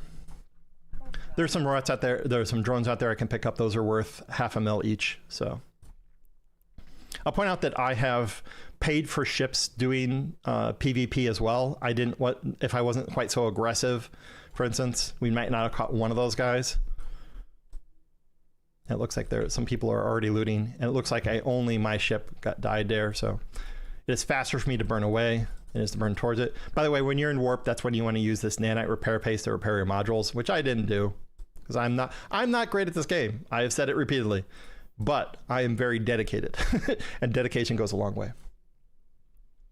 Okay, so I said this take about an hour and a half. We are at the hour and a half mark. Does anyone have any questions about any part of Eve? He's trying to burn to my wreck here.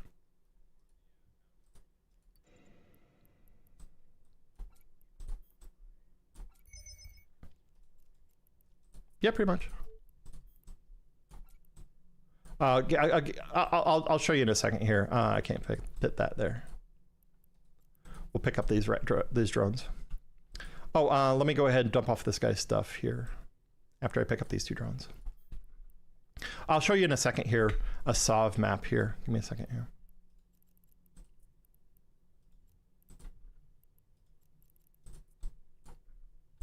Let's see if he scoops anything out of my wreck. I can see if he's on my wreck, I can see what he scoops out of it. Funny if he tries to fit that improved cocaine advice out of my wreck there. So under the map here, you have options in here to go ahead and look at geography about things. You can go ahead and see, see statistics. Oh, here, this guy had a bunch of stuff. We're going to scoop all that stuff and we're going to keep it because we did get a tackle on this guy. So, I'm being called. I don't know why. Apologize for anyone in the stream here.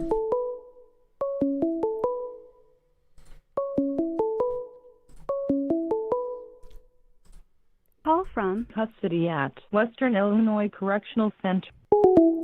Okay, I don't know why that person's calling me. Anyway, we'll scoop this module too. So let's go ahead and return this guy's his stuff. Okay, he said to keep it. So basically I could have returned his stuff here and then he would have been somewhat thankful. So let's find out how much more space we got. We have another 20 M3. We lost a 60 million-ish ship. We went ahead and made 23 mil or something like that from the Rex. We made 30 mil associated with it. I got a nice tackle in there. We'll find out if they met me or the other guy here. But you know, we definitely went ahead and came out ahead. We made money on this adventure. So that's all I got. This is the nullsec life. There might be a fleet at some point. There was a fleet that went out. Unfortunately, it wasn't one that I could take you guys on safely. There was a capital fleet going on. I didn't want to reveal that a cap fleet went out. This is, but you know, this is kind of the type of stuff we end up doing in nullsec. It's very easy to go ahead and join these groups as well. The key is that you want to complete all of the career agents here. You want to do the SOE epic arc. You want to try some exploration. If you do those 3 sets of things under the newbie guide that I have, you will have more success associated with how you play this game because it's such a different game. It's just hard to understand when you don't play this game if you've never played the game before. So by leaning in and learning a little bit of information, I can go ahead and pull that battle report. Let me go ahead and do that right now. What system was that in? That was in JGD.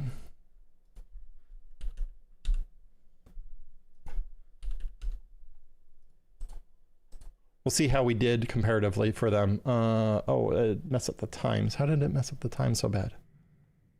Did no one post their kills? That's dumb. Let's post our kills here. It shows up on a site called zkill here. We're going to go ahead and open this, guys, and we're going to copy all the external kills.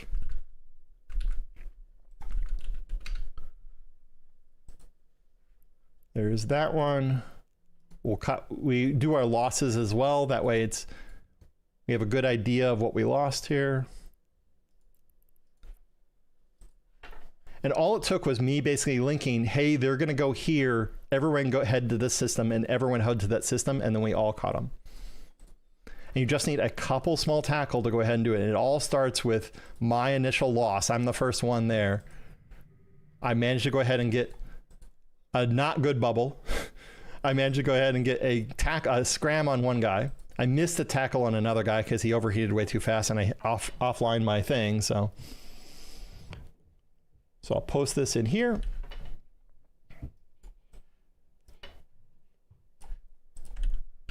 So this was the end of the battle here.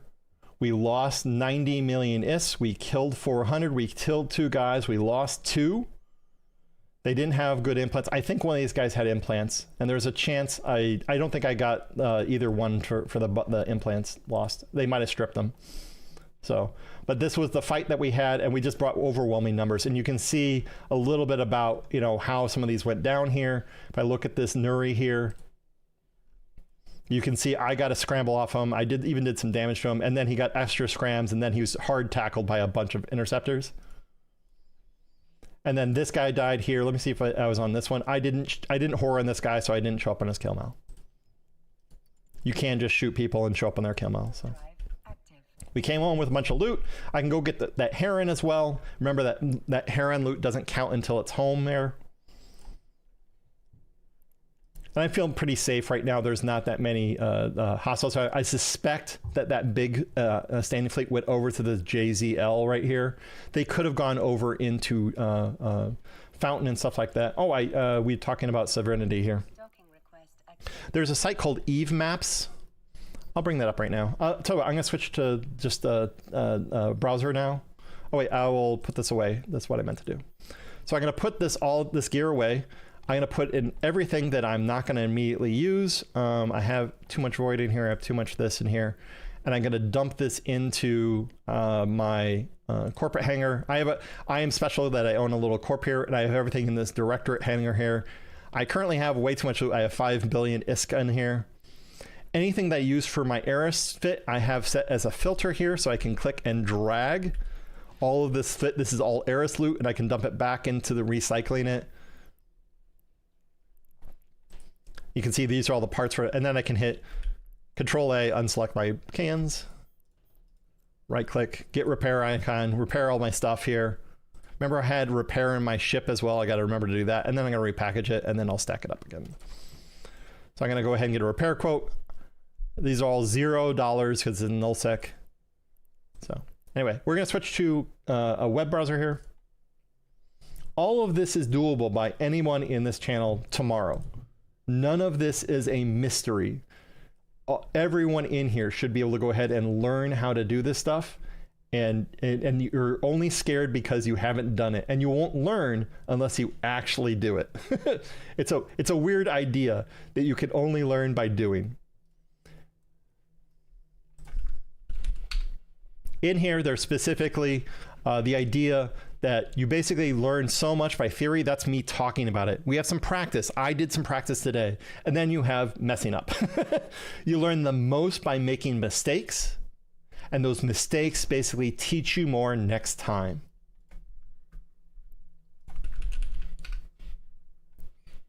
I'm going to go ahead and show you one other thing here.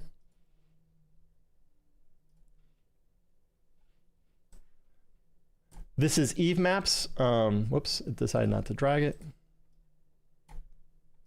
So Eve Maps basically can show you where people live.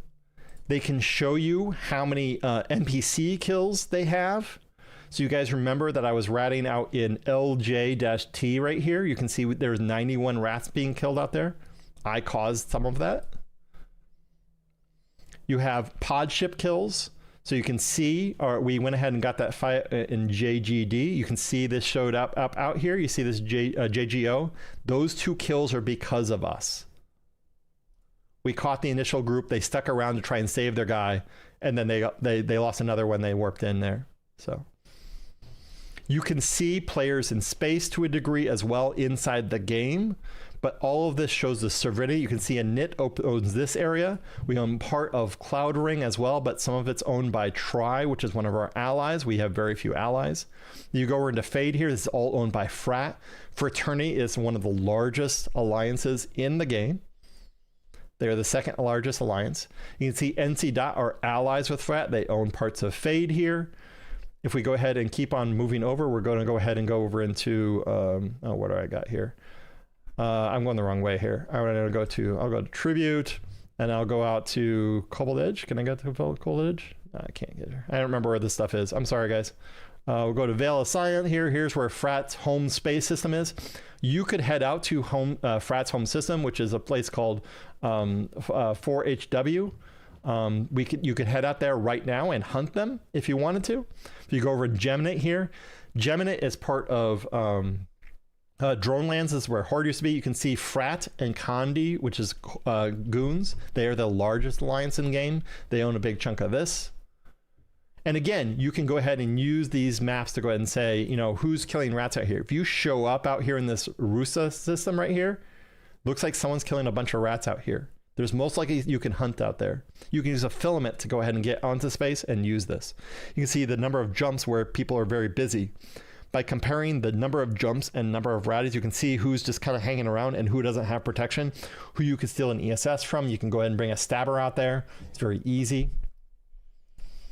But it, you know, all of nice little ad there. You can see the size of these different groups. So Goons Corporate is the largest.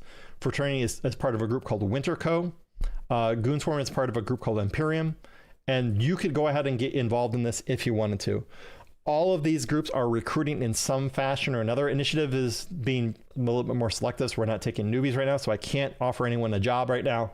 But, you know, if you can join Brave, you could join Fraternity, you can join Goons.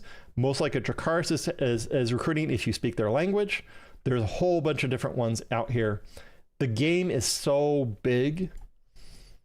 And again, everything that I went through is in this nullsec guide associated with it and kind of how it works. I have more details in here. There's links to a bunch of stuff. Under Eve sites here, there's a useful images, which is where I have this image here, but also under useful sites, there's all a bunch of different programs that help you do things better.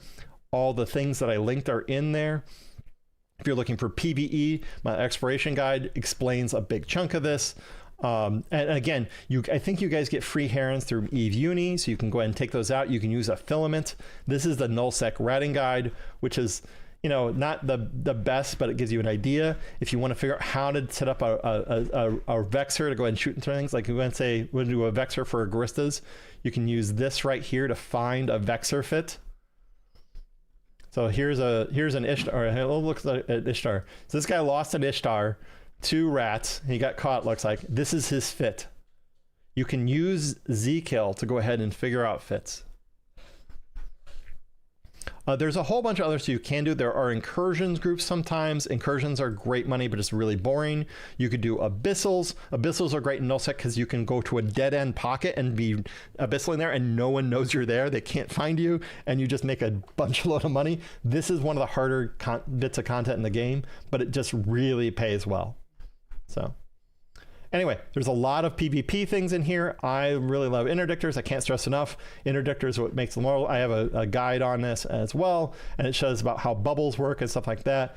If you're doing exploration, never use an Estero. Always use a covert ops because of something called interdiction nullification. And again, I have that same picture here. And then anyway, a whole bunch of guides. Anyway, that's all I got. I'm happy to take questions people have. Any part of the game you can talk about?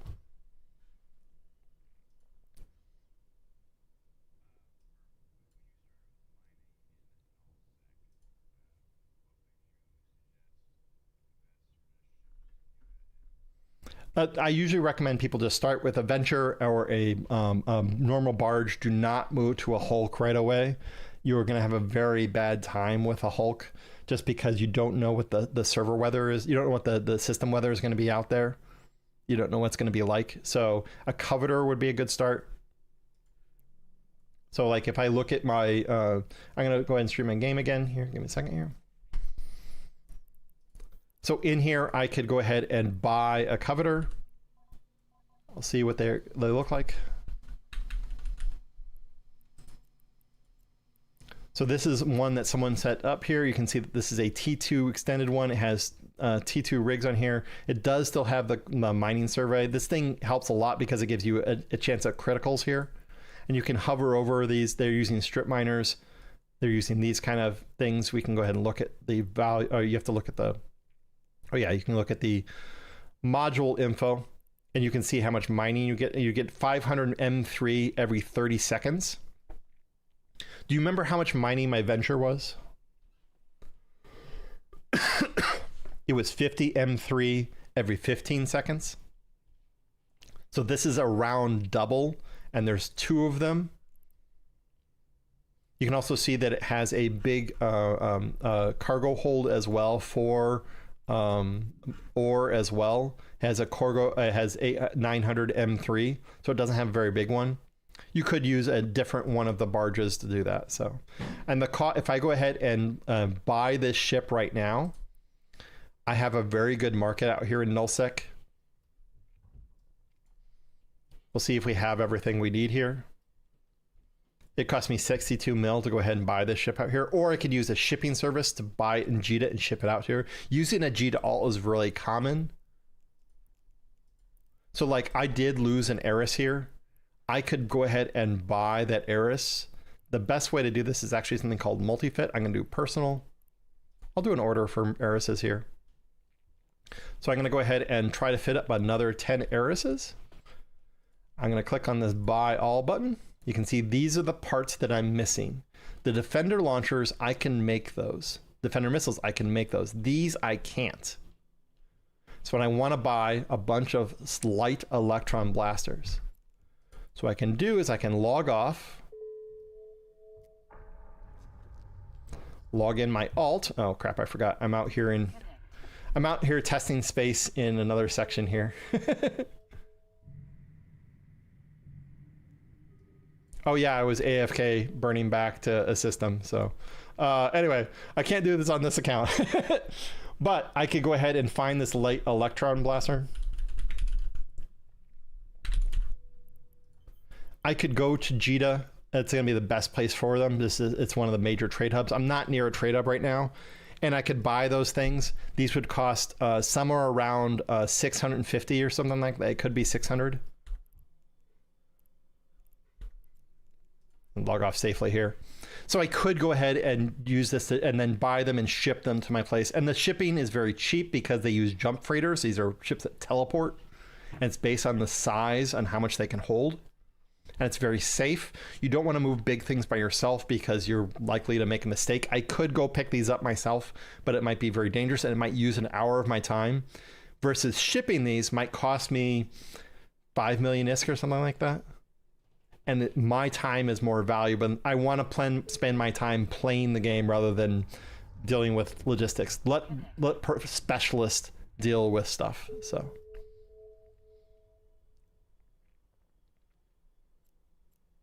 Does that make sense? Remember I talked about light electron?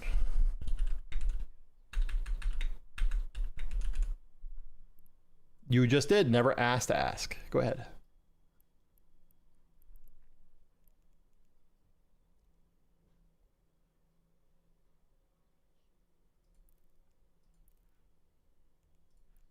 %.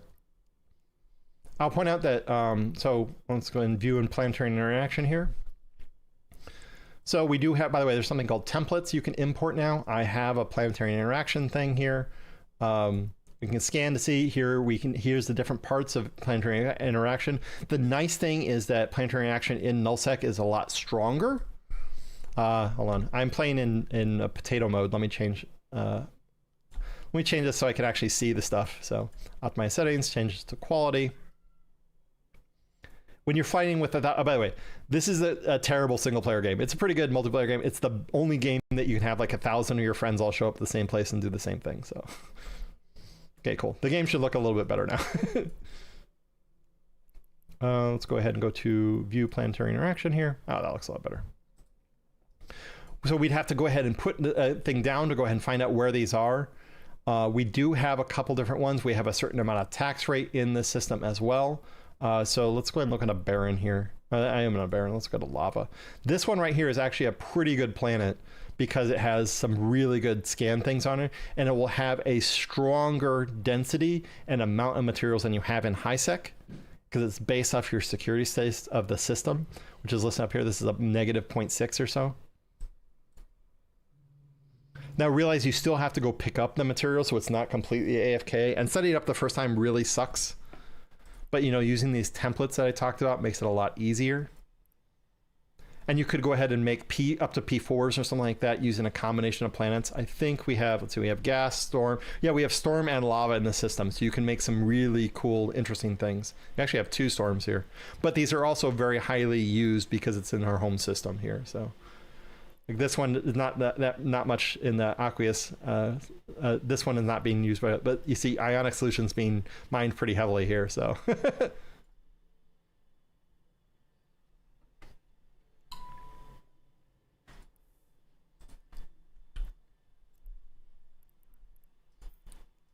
no. So no, the way planetary interaction works is that everyone is kind of a little bit on their own associated with it, and then you're realize that all different alliances have different rules of how they operate. And I don't want to necessarily tell you how everyone operates. I can tell you how most operate. They generally will have, oh, I have a module offline because I offlined it. This override makes me a lot faster, but reduces my cargo. So to pick up loot, I turn it off. But like for our group, we have a certain tax rate associated with this particular skyhook here, which is where you pick things up.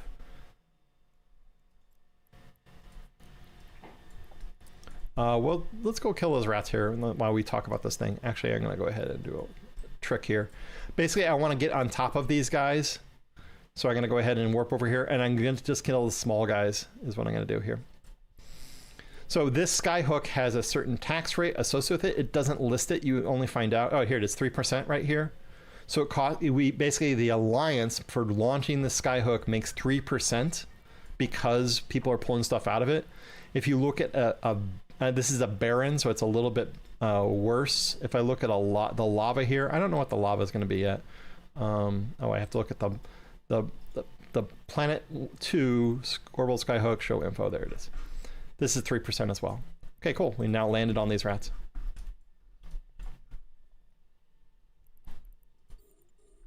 We're gonna see if we can get on top of these guys. The small guys are gonna fuck me up. You know, I should be fine otherwise. We'll see if I can't. I realize I have blasters. I have extremely short range. I gotta scram on this guy. But that doesn't mean much to rats. Rats don't care about scrams.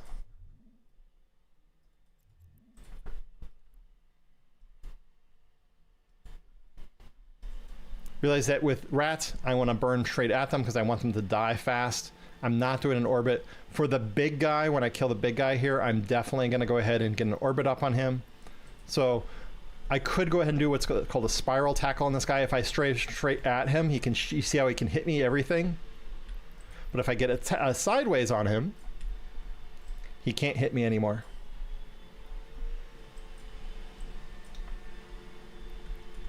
So now I am orbiting him. I'm going to approach him a little bit. We'll see if he hits some hits off of me. My shields hold. I am an armor ship, so, and now he's going to be missing me entirely. So, by the way, all of these kind of things I said, you know, hey, you should know how to do this, are all available in this help section here. The spiral tackle I just talked about. I can't stress enough how good this tracking speed one is, explaining how tracking speed works. This is why bigger isn't better, because the bigger your guns, the harder it is to hit people. But if you have a small light ship here, remember those vagabonds? Those vagabonds killed me with their drones. They were struggling to hit me with their guns. I suppose I should have a D-scan hub, Let me set that up here. I have a 5AU one right here.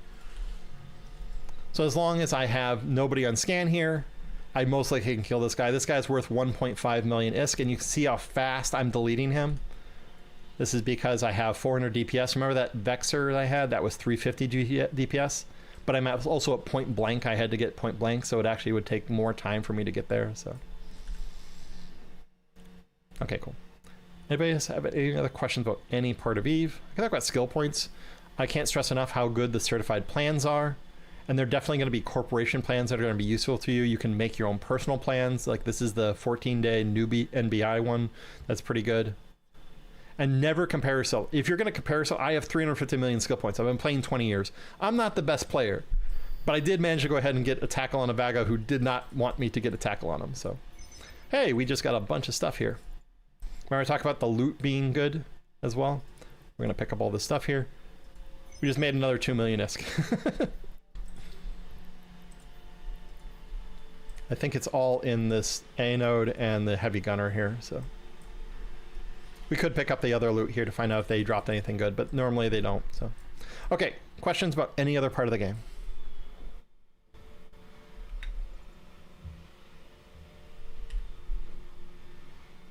There is a survey we do want you to fill in. I believe I can link it. Give me a second here.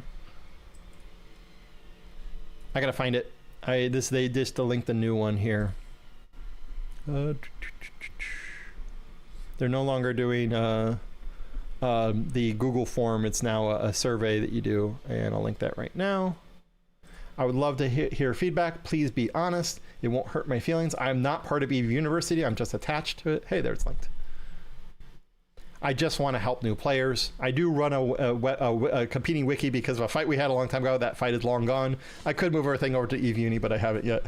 I have moved all the pandemic horde guides over there though.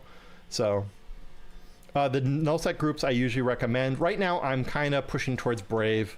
I think Brave is the best for the new players. Karma Fleet's still being weird about new players from time to time. Karma Fleet is part of Goon Swarm. I'll point out to you play the AU time zone, which is this close. This is actually closer to AU time zone. If you play like 2 hours before now, you might consider looking at some of the frat organizations. They can be really strong. I can't stress enough. I've talked about this with Laura. I don't want people to make Eve Uni their forever home because I want you to try the content. You can always come back, teach a class. You can go ahead and still participate in some things. Just realize that if you go ahead and try more of the game out, you're going to have a better chance of experiencing what the sheer adrenaline is. Like, I don't think I got any adrenaline today, but, I worked the wrong one too. But the thing is that I could have had some adrenaline on that Vaga. The Vaga I missed, I'm really upset with and I have a video. I can review that video and work on being better. And I know exactly what happened. I was holding down my push talk, tried to activate a module and then deactivated it. So any other questions? Docking request accepted. Laura's the CEO of Eve University. You're happy to ask questions of her. I'm sure I could help as well. The key is you never ask to ask, you just ask. There's no stupid questions. You could say, well, you already explained it. I don't want to embarrass anyone. This class is for you. All these classes are for you. The more stupid questions you ask now, the less you'll ask stupid questions when you're trying to tackle a vagabond by yourself. So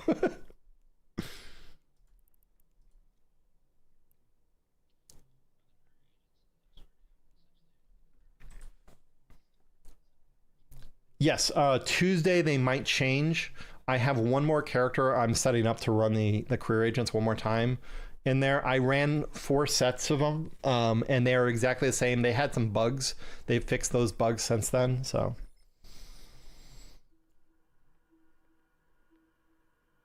And I'll point out that I actually, if you use the Glamour X booster, you can actually increase your Jita alts Caldari standings. That's what I did. That's the reason I did it.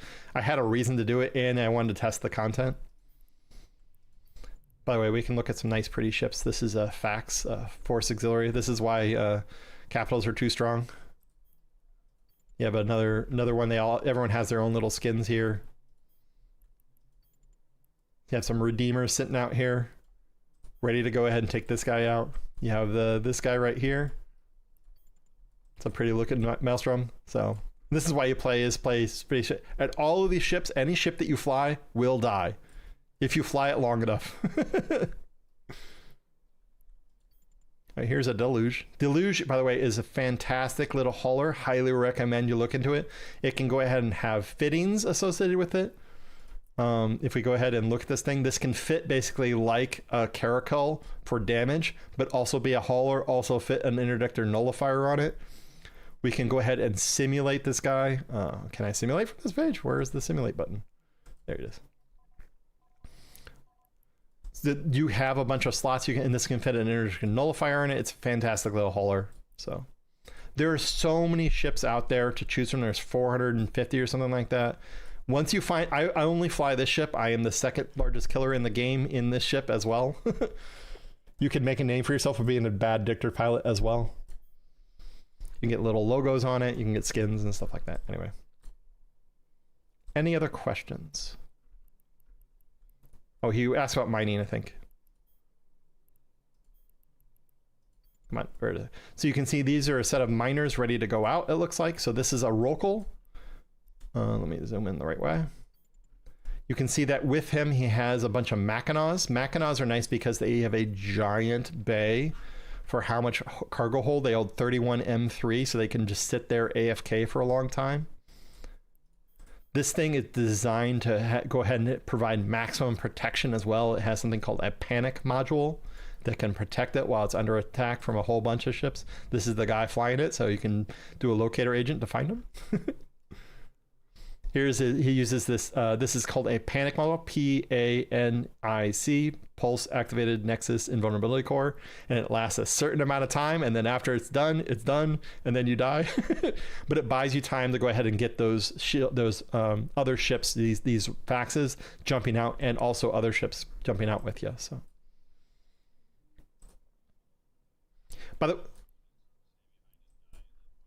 No, it will go ahead and the panic will protect all ships around it as well. anything that can lock a rock can get panicked as well and be protected. So if he panicked and he could lock a rock here, he could protect all these ships from dying for a short amount of time. Long enough for us to go ahead and show up and kill them. So.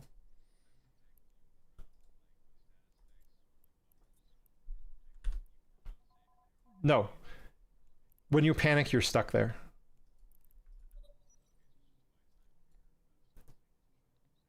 Yep, that's correct. Nope, just your ship, just the people in your fleet.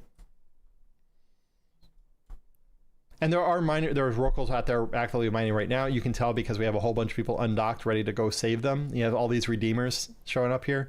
So if you're trying to hunt in it space, you're going to get a whole bunch of redeemers dropped in your ass.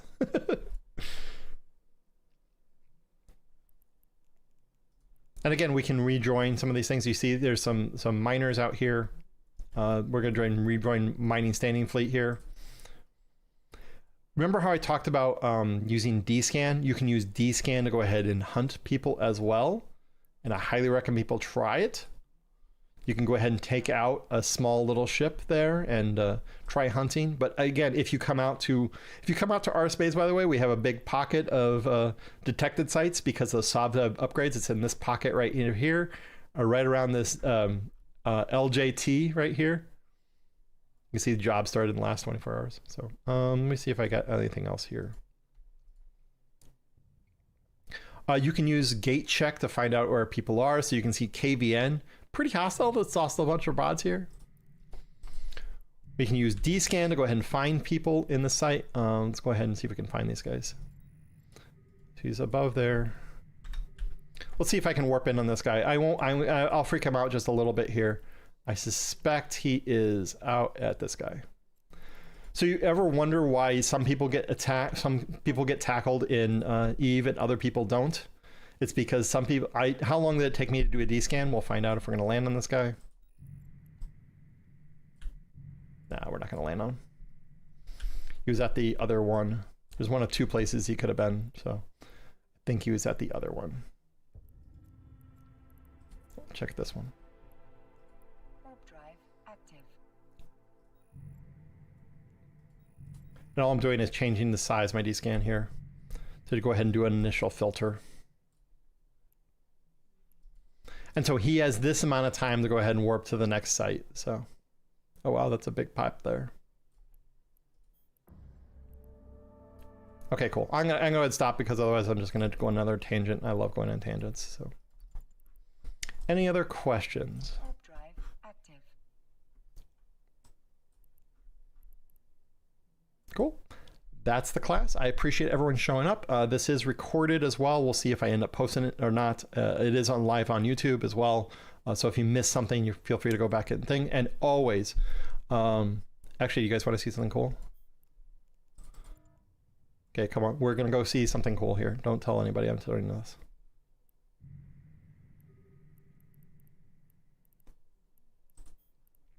Something came across my desk that I think is going to be interesting to you guys. When you have a large enough group, you can actually protect capitals, doing kind of crazy things. We're going to go see a thing. Yep, live on YouTube.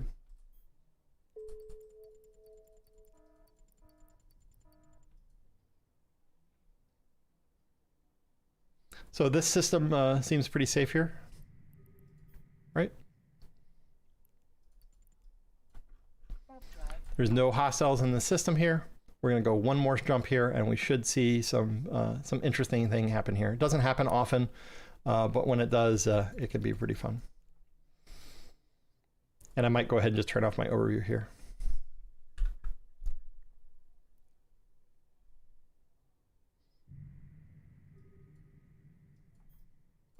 So this is my ship over here. You can see over here, there's a structure over here. We're going to warp over to this thing. Warp drive active.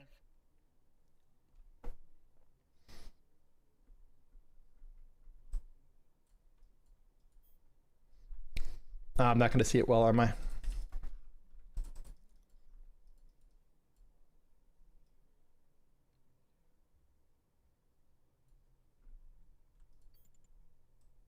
So this is what is called a keep star. It's the largest structure in the game. On this keep star, you might notice we have a few people sitting out here.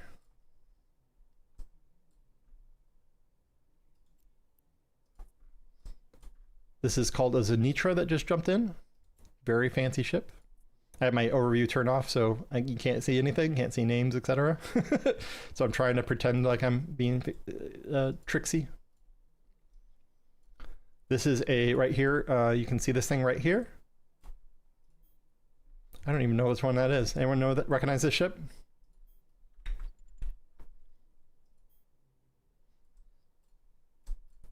There's a Nyx right there.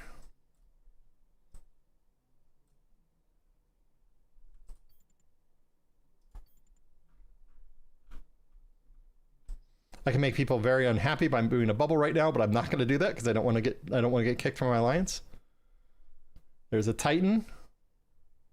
There's a. So what do you guys think? You can see, and you also can see why I'm not showing local as well. You have a whole bunch of avatars undocking. There's an Erebus over here. It's the biggest ships in the game.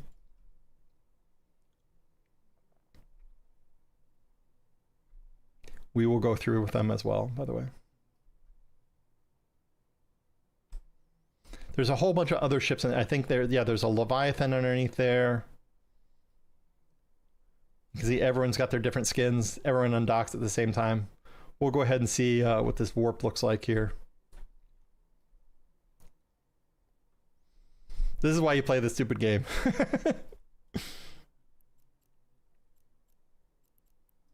And we'll warp with them here. Warp drive active.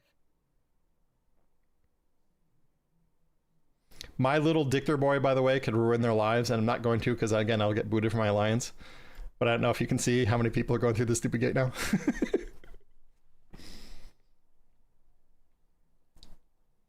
So yeah, there's most likely, I don't know, $150,000 worth of Eve ships on the screen at one point there. I don't know who else could say that. And again, it just takes one little, remember that 60 million-ish ship I'm flying right now? That one 60 million-ish ship can destroy these people's lives. It just takes one. You can see everyone sinoing out here. By the way, this is all showing it's going a certain direction. If you set a destination someplace, it'll actually show you where it's going to. So hold on, I didn't want to do that.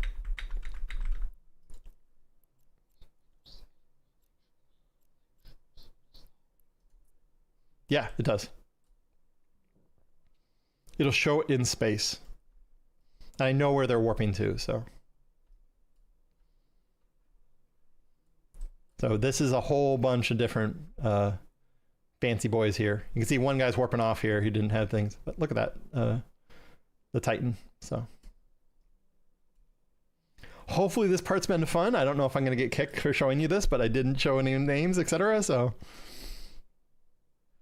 oh, that Nyx is going flying. See, he's warping sideways. If you use a micro warp drive, you can use a micro warp drive trick to go ahead and get through these pretty easily. So look at that Leviathan. Kind of neat. Anyway, fun things you can do, and realize that you can go ahead and say you were there. You can, there's a lot of different fights you can have. When you have the big fights, it can be so much fun. It can be kind of a grind. I mean, it's a weird dichotomy. It's like sometimes it's great and sometimes it's just terrible. So it's sometimes challenging. So you just need to go ahead and find some content that works for you. We did some small game combat today. We did a bunch of stuff by ourselves, but you're gonna have the most amount of fun by having friends in this game. And I've definitely built a bunch of friends that I hang out with and stuff like that. So this is the Ansplex I talked about that folds space. So, but you can just use capitals instead. You don't need these, use these Ansplexes. So, okay, cool. I will go ahead and end the stream there. Thanks so much for coming. Yeah, to build your own friends, you need a lot of tritanium. Not true. All you need to go ahead and do is find a structure. Realize that there is a whole bunch of things here. I'm going to go ahead and dock up actually, and then I'll undock, as I don't want to reveal things that are going on beyond, you know, hey, there's a whole bunch of people going through here. So, and all these people were signing into here. So, and this is the Zanitra I talked about. This thing is awesome. This thing does so much damage. Yeah, give me a feedback. We'll see you next time. I appreciate me getting distracted and talking about stuff. And then talk to us in the different channels. We'll try to react to them. I'm really heavily involved in the wiki channel as well. So if you have things that you would be better for you in the wiki, let me know. I'm happy to make Eve Uni pages about stuff I know. I'm the one who did most of the mining ones recently. So anyway, okay, cool. We'll see you next time. Thanks so much. Anytime.